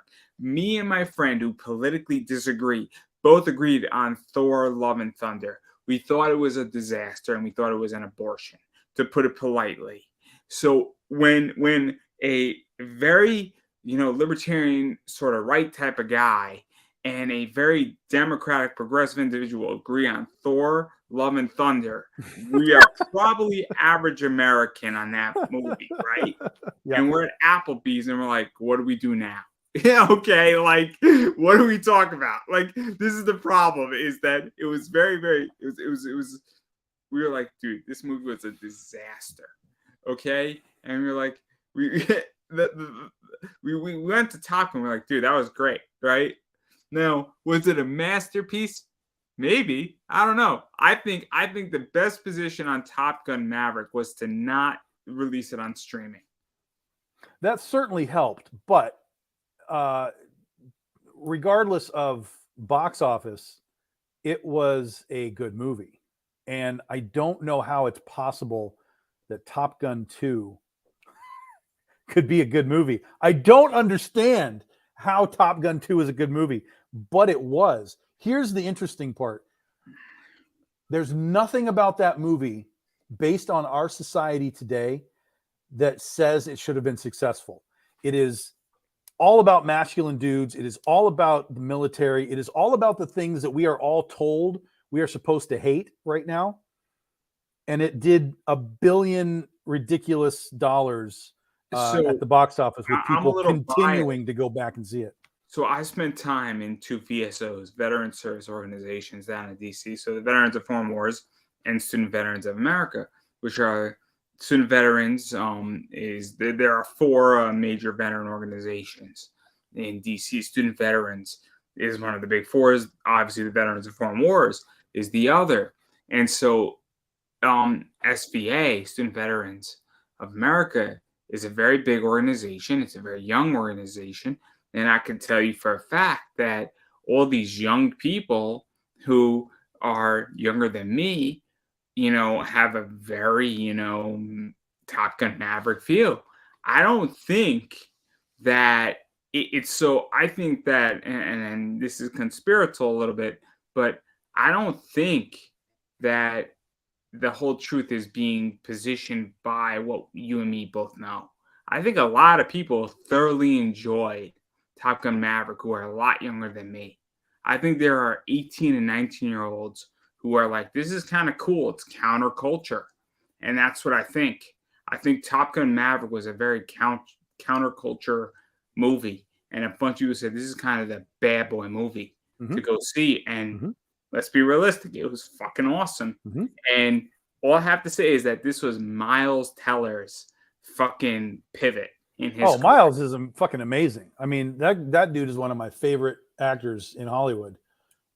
This is his big break. Sure. He got 21, I think what was a great movie, but I think he's been in a bunch of rough movies, not because of his fault. He wasn't in 21. What? What'd you say? He wasn't in 21. No, not the Blackjack movie. Oh, what's 21? It was a movie about like their friend, and they're going for their friend's 21st birthday, and they're beer. Oh, Project X. No, it wasn't Project X. Man, I can't think of this movie. Fuck, it's on Netflix. No, it wasn't Project X. Project X is a fun movie. Yeah. Project X was an awesome movie. The way that thing was shot was fucking awesome. You know what's crazy is I never saw the movie until I think last year. It was on like Netflix or something. And in my mind, I always thought that was real. Me too. I thought it was real. And so when I watched it in my brain, I'm like, this is real? Like, what the fuck? And then I found out that it's not real, and I was really disappointed. But it was still a good movie. I'm looking up this movie for us, so we're on the same page. I'm just letting you know, because now I want to know. He was in Project X. He was. He was a college jock, but that's not the movie. 21 and Over was the movie. Oh, I don't know that one. Oh, it's a great movie. It's a fun movie. It's a ridiculous movie. It was a great movie with him in it. But then he was in a bunch of he was in Whiplash, which was great too. He was fantastic. Whiplash was awesome. Yeah. He was in War Dogs, which is great. War Dogs is amazing. War Dogs was good too. But then he was in a bunch of bad. Not he was in like Divergent, and that was in Fantastic Four, and he had a rough patch in his career. But I think Top Gun Maverick is his pivot, because that's and it's a break for him, and for everybody in that movie, it's a break for them, because that movie pivoted their careers. That's a jumping off movie for a lot of people. Yep. But I mean, I even here. I'll tell you something real. You want controversy? I'm going to give you controversy. Okay? Oh yeah, give me it all, baby. And this took me a minute to figure out. It took me a minute, and it took me a couple of viewings. The Miles Teller Fantastic Four movie is not that bad. Did you catch your breath? I didn't see not. It. Oh, okay. It's not. Now let me clarify my statement. The first 3/4 of Fantastic Four with Miles Teller is not that bad. And then when you get to the final quarter with Dr. Doom and all of that, it completely falls apart. It collapses off the cliff. It is a disaster of epic proportions. But the buildup to that point is actually not bad at all. Miles Teller is really good as Mr. Fantastic. The CGI rock monster, the Thing, is different because he's not like the orange guy, really. So he's a little different in the visual, but it works.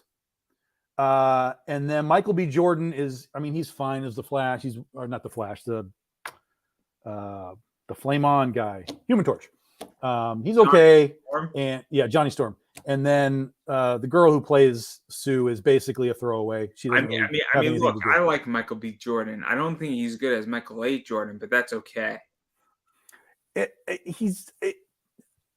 can't. The problem is I can't even tell you to watch the movie because it's so bad at the end that it doesn't matter how good. I didn't see it, so I know, can't. but that's what I'm saying. I can't even tell you to see it. I'm not even sitting here saying you should watch Fantastic Four, but if it should come on like just randomly, and you're curious, check the timestamp, see where you're at. Because if you're at the end, don't watch. But if you're near the beginning, just give it a run, and I think you might be surprised. I mean, look, I'm very honest. Look, I have a Comixology subscription, so I pay $6.37 in comics in general for all this stuff. So if I read 100 issues of Fantastic Four in a month, and I paid $6.37.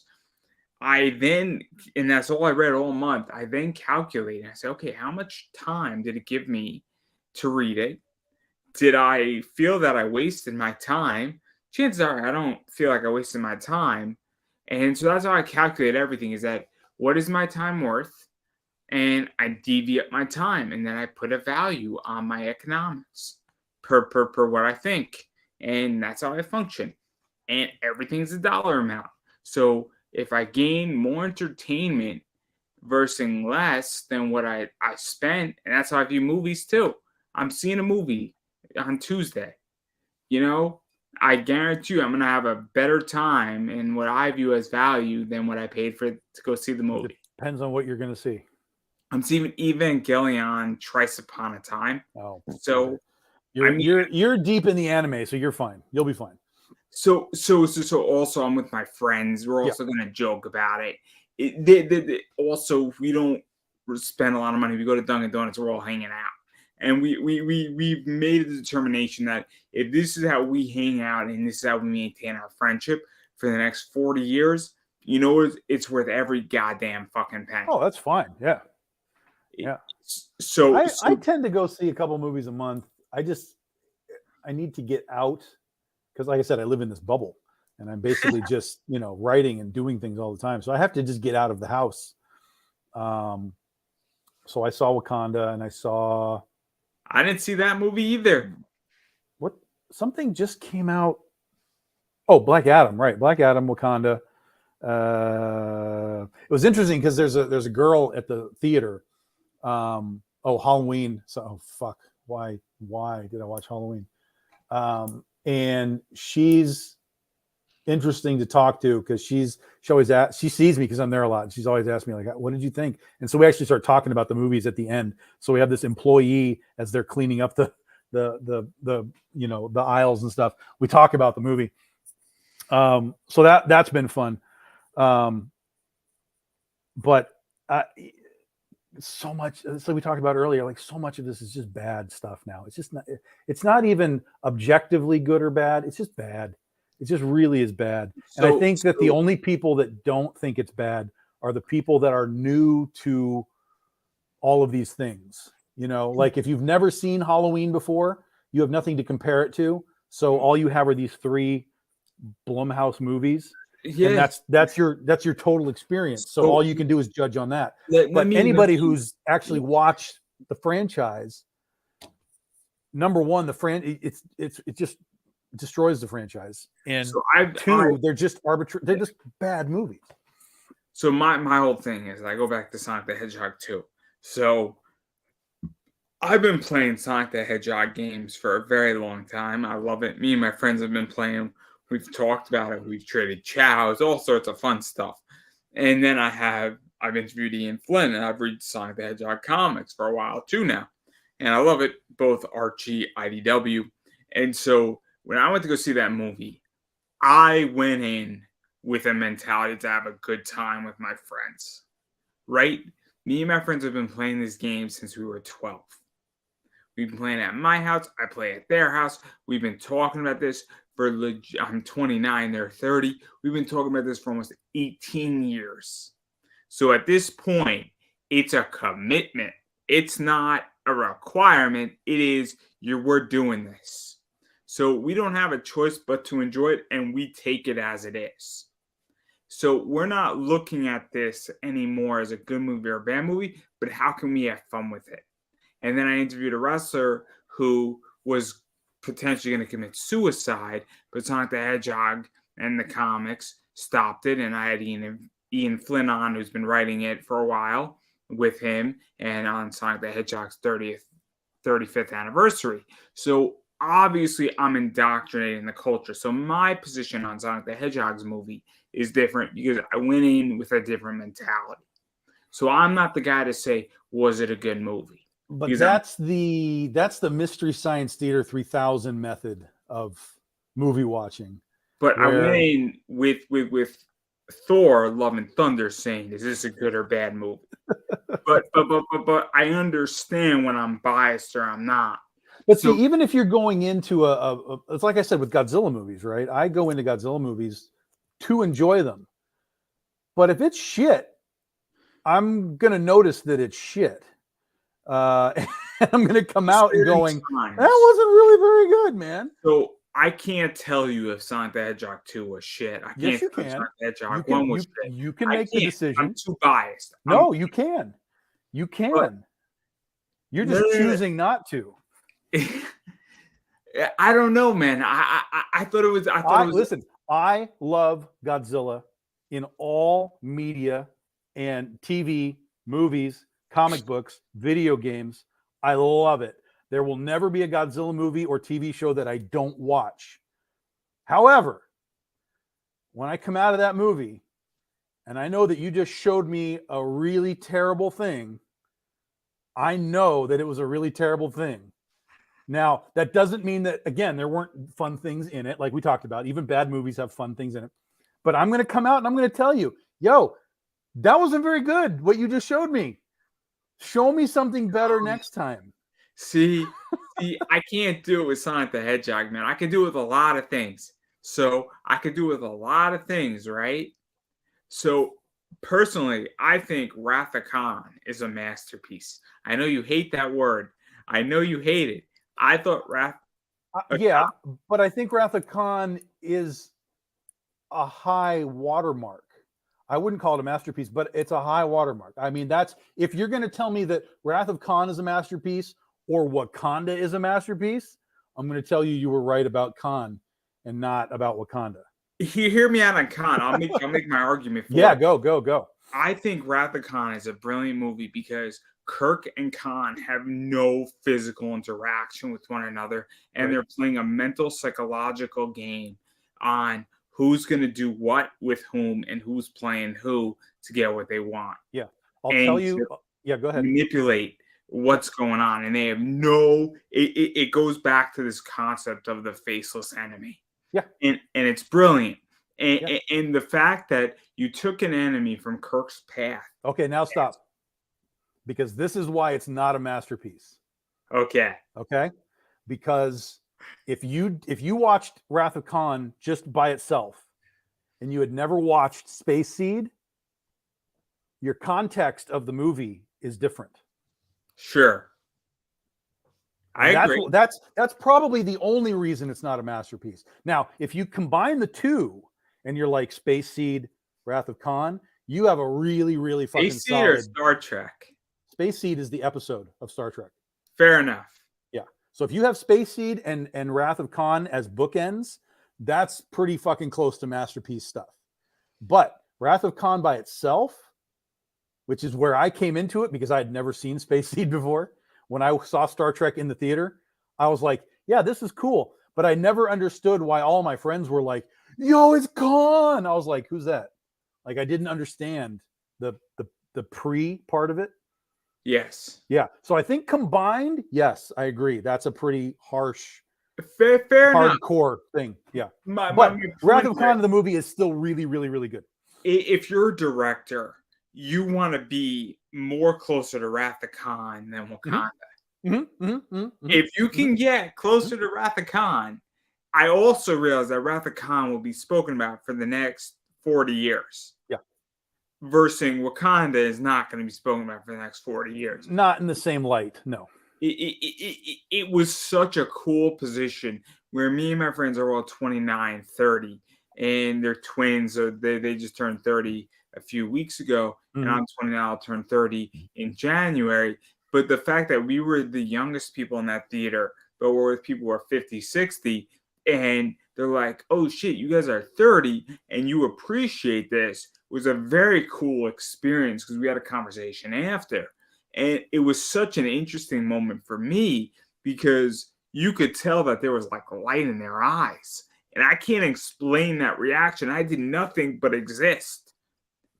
It's so weird to say it that way, but I thoroughly enjoyed, and I love Wrath of Khan, and I wound up buying it on Blu-ray because I loved Mhm. it so much. So, and I'll see it in another 10 years when it's on its 50th anniversary with my friends when we're all 40. And I know I will see it, and we will have another great time because we have a tradition where we go see a movie and then we go to Dunkin' Donuts. Mhm. This is how my friendships have evolved, and it works because it's not anymore just about the movies. It's about so much more. Yeah, it's the social construct of it. Absolutely, yeah. And I was trying to explain to my coworkers, and they didn't get it. Where this is how me and my friends build credibility and maintain a friendship because people have fallen off. And this is what I don't get about comics and Kickstarter. And this is what people don't understand about this show is you have to build relationships with me. If you want on my show, there's money, send me a fucking book of yours, or you got to build a relationship. I have a very interesting relationship with Mike Barron. I have a very good relationship with Mike Barron. Mike Barron actually sends me his books. It's not hard. I was speaking with somebody who's been on my show, Tommy Bell, and me and him joke all the time on not Kickstarter, Instagram. Sorry, but that's the thing is that if you want a relationship, and you want to be, involved with people, you have to actually work to that, and that's what I don't fucking get. Is So that I'm gonna make you do something right now. You have to do it. You have no choice. You have to do this. Okay. So you like Sonic the Hedgehog 1 and 2, yes? yeah? Okay. Which one's better? I'm gonna say honestly, I think 2 is better than 1. Okay. So you've now made one step closer to my world where you're analyzing and deciding good, bad, etc. You haven't chosen good or bad, but you've now made a decision that one is better than the other. So I'm proud of you for making one more step. Now, when you go in to see Sonic 3, you're going to come out of it and you're going to have me in your head, and you're going to be like, I Tom, mean, I had you in my head on Top Gun Maverick. I did clap at the end, and I was very proud. I was just like, I was the only one. I was the only one in the theater doing it. yeah. I know. I was thinking about you all day when I did it. I was like,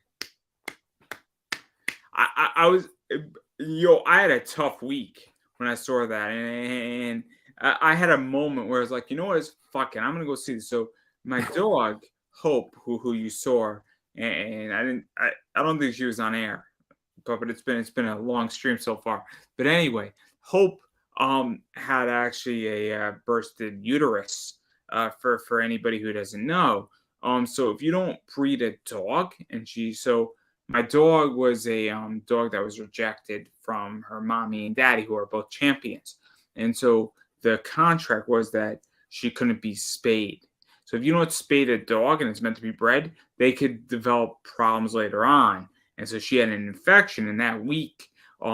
She was feeling sick, and so she had to have emergency surgery. And there was a real issue whether she was going to make it or not. She made it, everybody. She made it. But she had emergency surgery. They thought her uterus bursted, which creates a different problem. It didn't. Thank God. She was lucky. But that week, she went in on Sunday. I went to go see her on Monday, and then everyone's like, "Oh, let's go see this movie, Top Gun Maverick." And I said, "Okay," on Monday night, and I said, "Fuck it, let's go do it. I'll just build out the shell of an interview." We went to go see it.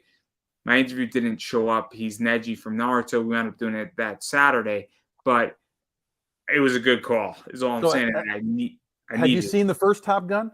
Well, of course I have. Okay. Well, you didn't see Silver Bullet, so I had to make sure. I've seen the. I mean, my father introduced me to Top Gun, Okay. the first one. I saw it on Blu-ray. I didn't see it in theaters. Obviously, I wasn't born. So Sure. I thought the first Top Gun was good too. I enjoyed it. I enjoyed both of the Top Guns, to be very honest. They're very different. It's very similar to like Jaws and Jaws 2 because they're very similar, but also very, very different. Top Gun, the original, is basically music video. Propaganda for, hey, you should all come become pilots in the military. That was the first one. The second one is a way more streamlined, just sort of storytelling story. Very organic, which I liked. Nothing was really forced. A lot of things were obvious, but it worked. I was surprised. I was pleasantly surprised. I was very happy in which that I felt they did diversity in Top Gun 2 in a non-diversity way, and it wasn't quote unquote woke, but I don't even think that's the right word. Where you had, I think, a fair representation of the military. Yeah, I really absolutely. do think you had that, and well, there was no moment where the girl pilot comes in and they're like, "Oh my god, it's a girl!" Like she's just there. She just exists. She's a pilot. She's a Top Gun. Obviously, she's a graduate. She's badass. Accepted. Let's move on to the story. And that's the difference in a lot of this storytelling nowadays is when the girl pilot comes in a lot of other places, it becomes the reason that this thing exists. Like, oh, we have to make sure that you guys understand that, girls can do all these amazing things. Meanwhile, we're over here watching Top Gun like she's a badass. I mean, we're fine with it. We're good. Let's go.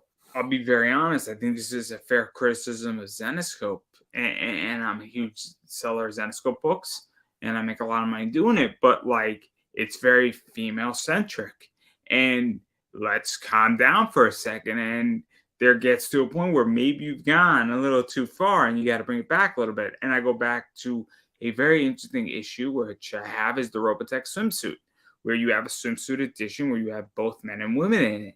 And I think that, there's a fair criticism of that, where there gets to a point where I think like the female is driving the story a little too much, and it's like hot chick. Everybody stops and says, "Oh man!" But there's a difference between a female-led story and a female forced story. And I think with Zenescope, and I'm very honest, I think their covers sometimes is a female-led story, but I also think it's just sometimes a female forced story. And I think it decentralizes it a little bit. I really do. I think that they've realized what a lot of people have realized, and that is that if you put a dude on the cover, no one cares. No one gives a shit. And literally, I've done this. I've made this experiment.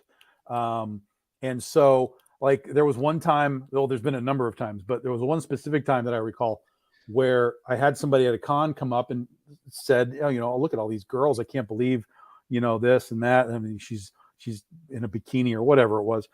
And I was like, so what you're telling me is if I had guys on the cover like these girls, you'd buy it? Well, yeah, of course. And I said, wait right here. So I went over to my comics because I knew I had this, pulled out a picture, cover for Penny for Your Soul with Lucifer, basically half naked in a toga thing. And I was like, there you go. And she was like, what's this? I said, well, that's what you asked for. That's the half naked dude on the cover. And we've done it. And there you go. She says, well, I don't want that. I said, well, you just told me you would buy this. You literally just told me you would buy this if we had it. And she was like, well, that's not what I meant. I'm like, well, this is why the girls are on the cover and not the guys. No. What I'm getting at is that I think I agree, because I get that bad girl art sells. That's not what I'm arguing. I think that there sometimes gets to a point where a female's forced story derails. And Zenescope has done this. And I think that there's a big difference, but they do it very rarely. But sometimes it happens, and sometimes covers I feel are forced. Well, that seems like just storytelling. Like when you're telling these types of stories for a period of time, some are going to work, some are not going to work. Sometimes you try things and they don't work. Sometimes you try things and they do work. Because they've been doing this now for almost 20 years. So with the same characters, essentially. I mean, obviously they've added more over time, but how many, if you've told 20 Cinderella stories, you probably are running out of Cinderella stories without doing something sort of Yes. dramatically different. So I I get that. Yeah. I think sometimes the coverage also just doesn't hit. I think Also true. Yeah. in which that look, I've been looking at shit and you've seen it too, just as a consumer. That sometimes you're like, man, this cover just didn't hit, Yeah. and this is a problem with doing just cover art. I mean, not to put you in a tough position, but if you are solely as a creator just saying, hey, we're a cover art company, you run the risk where you might book a cover that just doesn't convert. Yeah. And that happens. And it's a tricky business. And believe me, I'm in that business, so I get it. As a reseller, essentially, I understand the risk I play in. Well, to me, the cover should always be just the advertisement for what's inside. So when somebody actually buys the cover, and you hope that they open it and read it, whatever's inside from an artistic and a storytelling standpoint should be equally as valuable as what is on the cover. That is the way I've always come across my comics. We always want the insides to be not like my 8-year-old cousin from down the street drew the book. So yeah, we it's one of the tricks is, especially when you have a series with the same artist over and over and over again, it's hard to promote interior work because it doesn't have that wow factor that social media requires.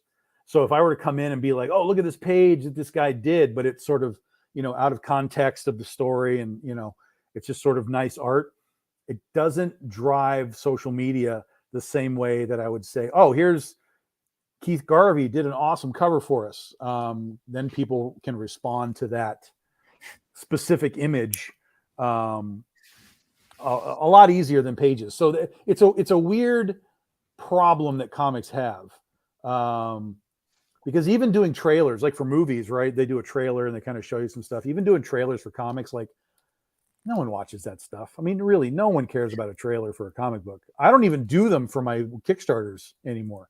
I don't have any video for my Kickstarters anymore, hardly ever. So the product has to sell itself, but the interiors have to be as engaging to maintain an audience coming back. Like, again, if someone just buys it for Keith Garvey because they're a Keith Garvey fan, it doesn't matter what's on the inside. But if you're really trying to attract a reader who bought that Garvey book, when they open it, it's got to look really good too.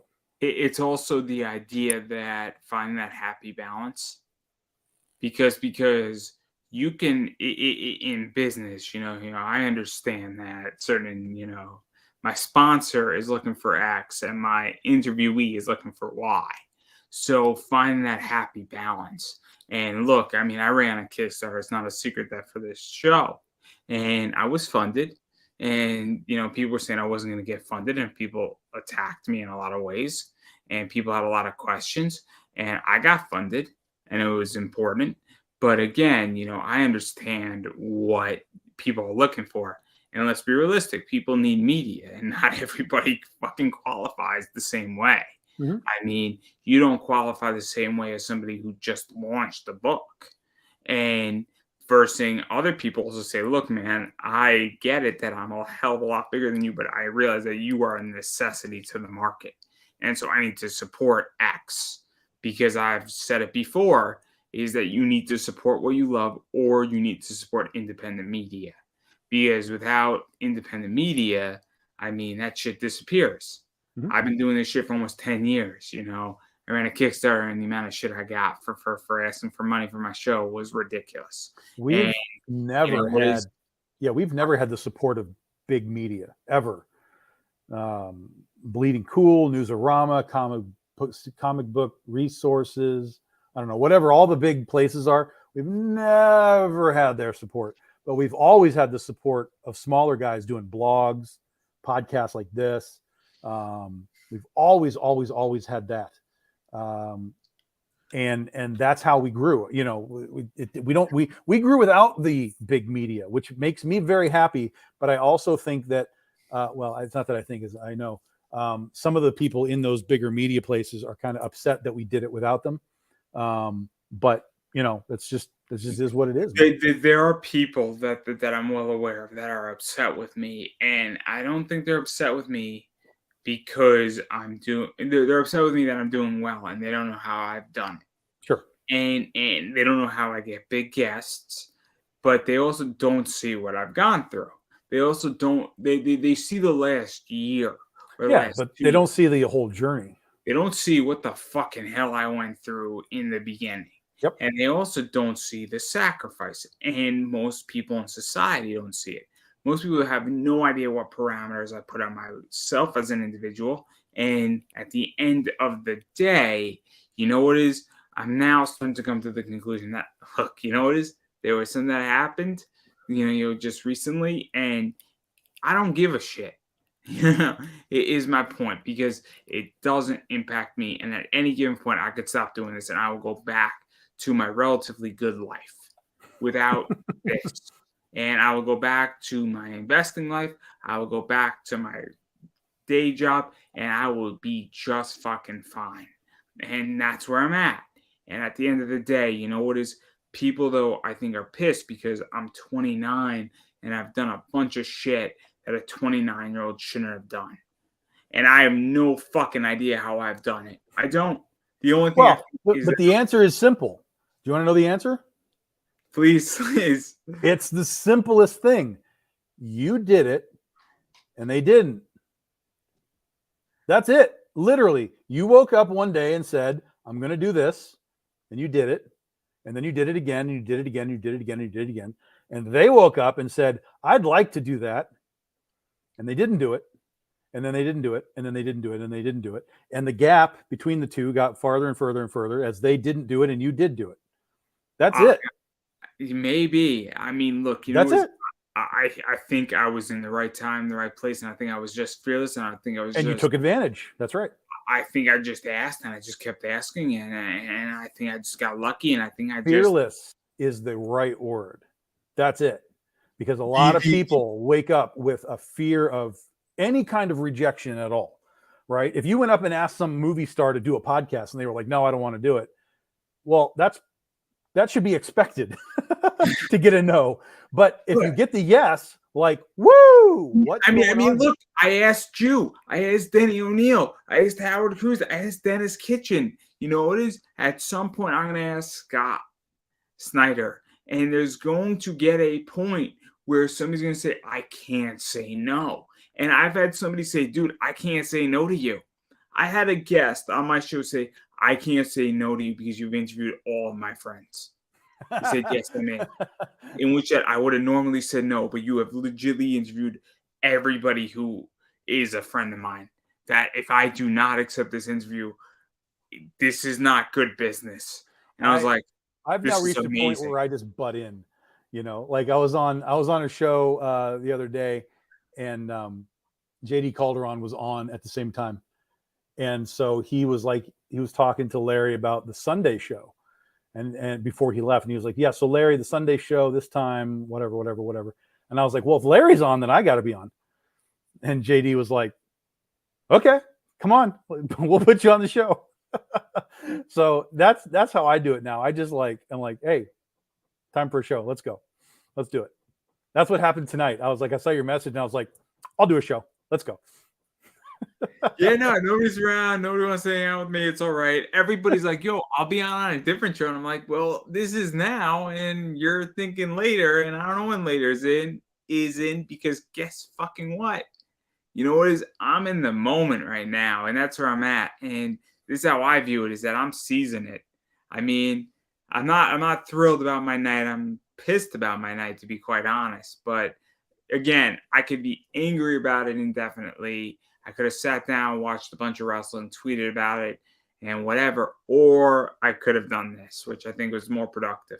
And so, but again, this is how I view everything, is that people are like, yo, I'm not interested in right now. And I'm like, cool, you're not interested in right now, but I am.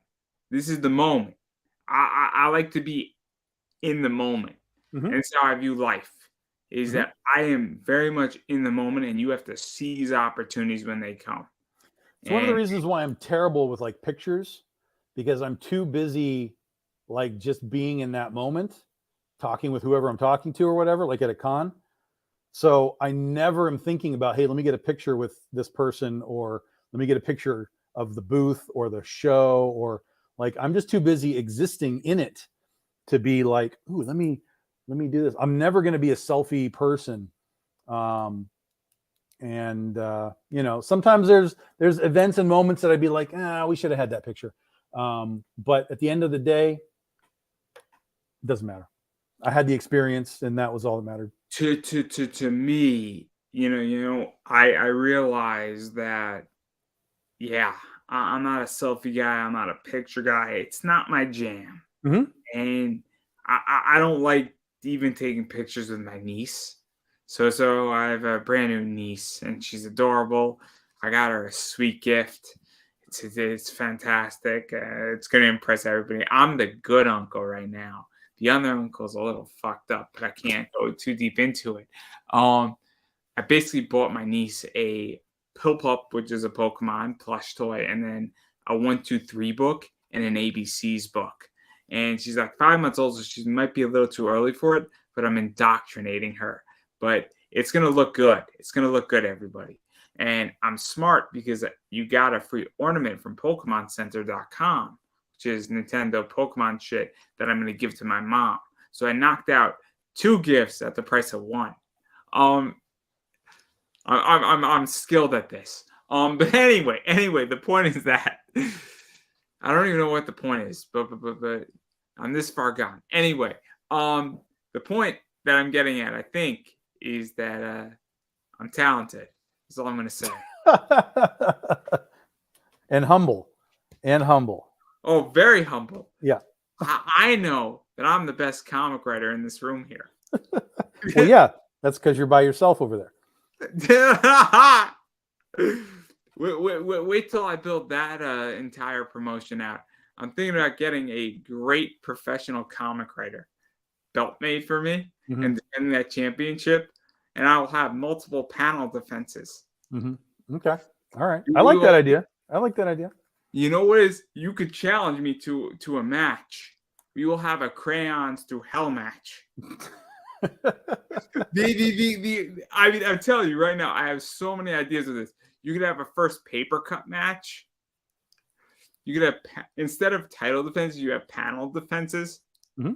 I have this thing thought thoroughly. I thought this one through, and then I'm going to start challenging real wrestlers to matches.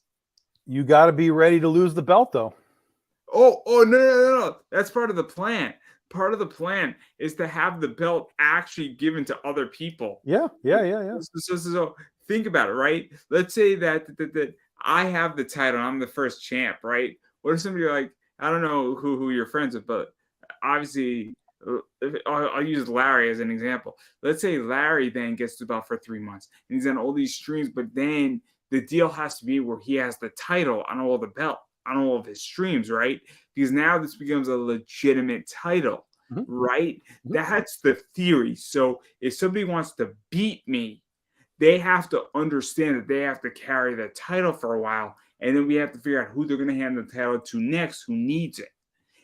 You have to think of it in wrestling, but also in the idea that legitimizing the entire concept.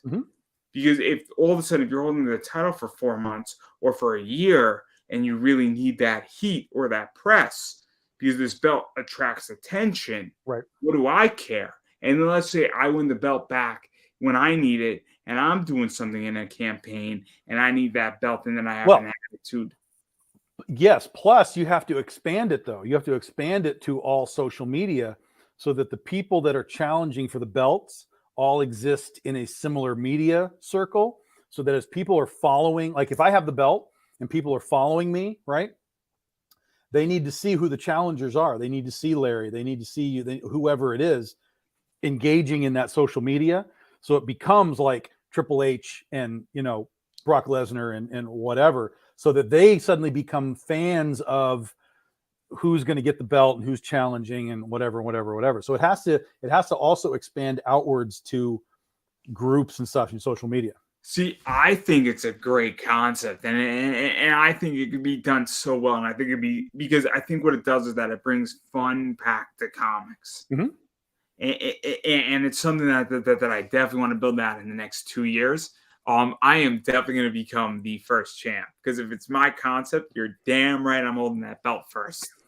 Um, but I'm gonna build out a $200 championship belt, and then I will send whoever wins it off of me that belt, and then they will carry that belt. But then it is their responsibility, and we have to figure all this out. But I think because this is my whole issue is that comics needs to become fun again, Mhm. and my goal is not to make this thing political, but to make it universal because I think this is a problem. You know, somebody holds the belt for 15 days. Who cares? Because now you have a very cool concept going on. Well, And 2 then, weeks 2 weeks is nothing. I mean, that's in the context of social media and the way that cons happen and so on. 2 weeks is nothing. And in fact, you would want somebody to hold it for a period because then that would continue to engage the unless, fans following. Like, dude, unless, somebody's got to beat Tom for the belt, and then unless, it's dropped to unless you somebody. have it under hardcore rules and somebody pins somebody in a panel and it's filmed on social media. Oh Well, man, all of that's what I'm saying. All of that is a valid methodology for the whole thing, for sure. Yeah. it's such a concept, and I'm working on it. This is one of my goals for the next year, and I need to get all the right people involved because I think it could be done so well. And also, you know, is if this is an opportunity to give somebody who needs that boost, and that's the concept. And so, and also, it just expands beyond because if people are at cons and they have that belt, it's a real deal. And you know, is anybody can challenge for it. And then what happens if you get real wrestlers involved? And I know plenty of those people, and then they want the belt, and then all of a sudden that belt's on a real wrestling promotion. Holy fuck, man. I mean, you have a real legitimization of it, and it's like, cool. Now what happens? And now, you know, I have a bunch of wrestling fans who may or may not want to be part of this, and I got a film that might want to be part of it. And now they bring that belt out and now that's on a legitimate stream that's viewed by 10,000 people who are not comic book fans, and now they're converted, or even a tenth of them are converted. Oh man, I mean, somebody said, "Dude, this is such a good idea because this is bringing back fun to comics," and this is what I think is missing from comics. This is what I really think is missing. Plus, I get to be champ. I get to be champ, and I have this thing. And I have the attitude. This Oh, is it's all just a scam because you want to wear a belt. That's it. This is all just a big scam. I'm going to come up with this idea so that I can get a belt. I want to be the first one, man. I want to set the standard. This is about me. It's my ego. Wait till I challenge real wrestlers, dude. It's gonna be the funniest thing on Twitter. It's gonna be amazing. You're gonna love it. You're gonna love every second of this. The spinner belt. Oh, it's gonna be great. All right. Work it up. Work up all the rules. Work up all the how it works. You got work to do. I'll challenge you to a crayon and hell match. You got work to do. You're loving it. A first paper cut match. Yeah, a Staples match. I got all these ideas, man. It's great. It's great. But yeah, so that's everything that I got pretty much planned.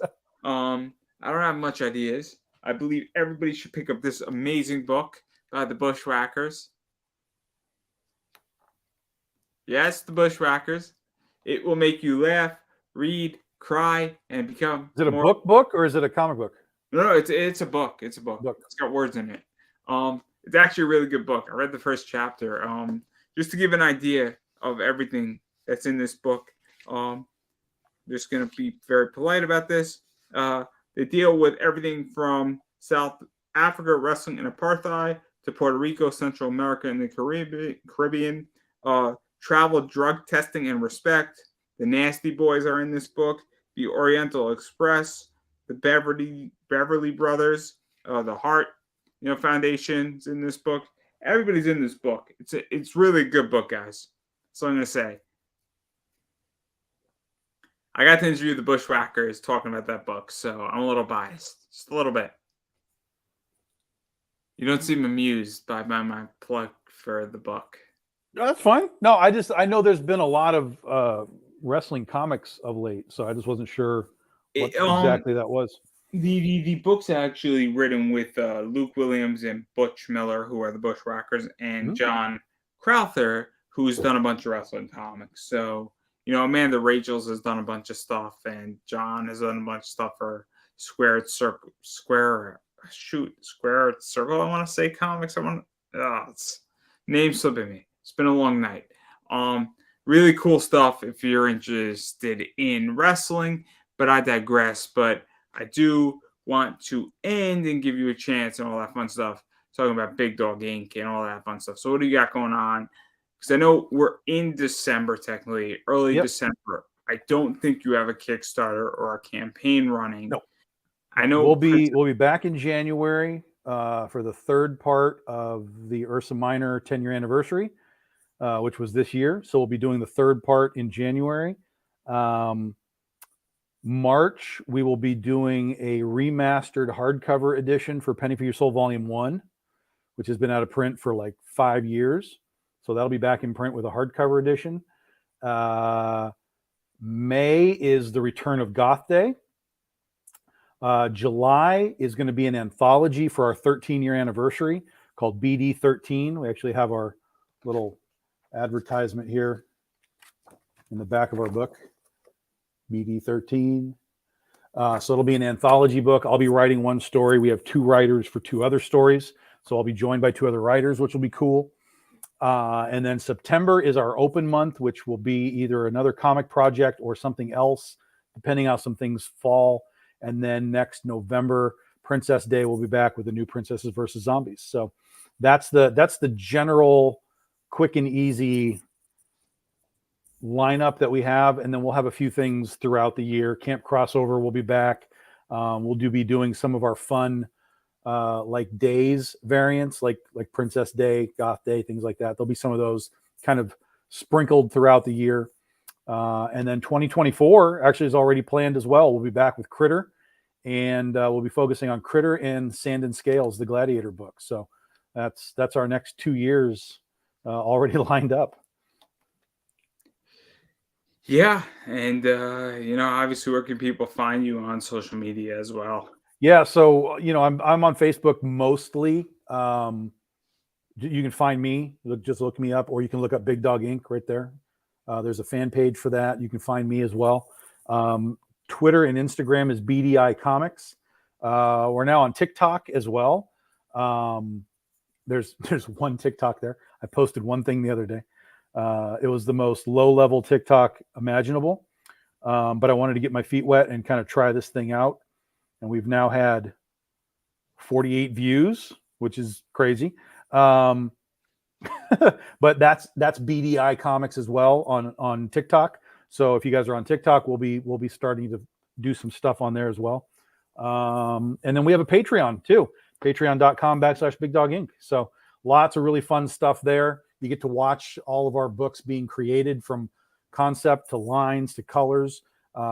We have a special contests where you guys can sometimes name some of our characters. We have special offers there that only our Patreon members get. And then they get every 6 months, they get a free book just for being a 6-month member of Patreon. So January, people, our current 30 plus Patreon members will be getting a free comic in January. So lots of cool stuff. Yeah, and as far as I'm concerned, for me, obviously Pop Anime Comics, all social media, Twitter, Instagram, Facebook, YouTube. Again, it's how you access all these interviews, everything I talk about. Card Club, which I unbox cards. I did an episode earlier today that was exclusive to YouTube, talking about a Topps WWE set. I got a bunch of other stuff coming. I got about 4 or 5 baseball card sets coming that I'm going to be talking about heavily. So be on the lookout for those. I do have a comic book investing club, not a club, but class coming probably on Udemy. It's going to be probably anywhere from looking like 18 to 22 hours. that at a $40 price point. So if you want the fundamentals, that's kind of the class for you. A lot of cool stuff in that regard. But again, that's not something you're interested. And I will just say this: if you're a collector, you need to know this stuff too. It's just the basics. Collecting and investing are the exact same thing till an exit point. That's when it deviates. And I am a podcast, so I do have Buy Me a Coffee. So if you would like to support me, you are not required to. Obviously, watching, liking, sharing means something. But if you want to go beyond that, I do appreciate when people buy me a coffee, because independent media is very important to support. And if you like something, you need to support it. And that's my show, Tom Stuff, Big Dog Inc., or anything else you enjoy. You need to financially support what you enjoy and what you think is a necessity in our society. Otherwise, it disappears, or it just doesn't get made at the pace that you would like it. So on that note, that's all I have. And I believe, everybody, that is a wrap. So peace.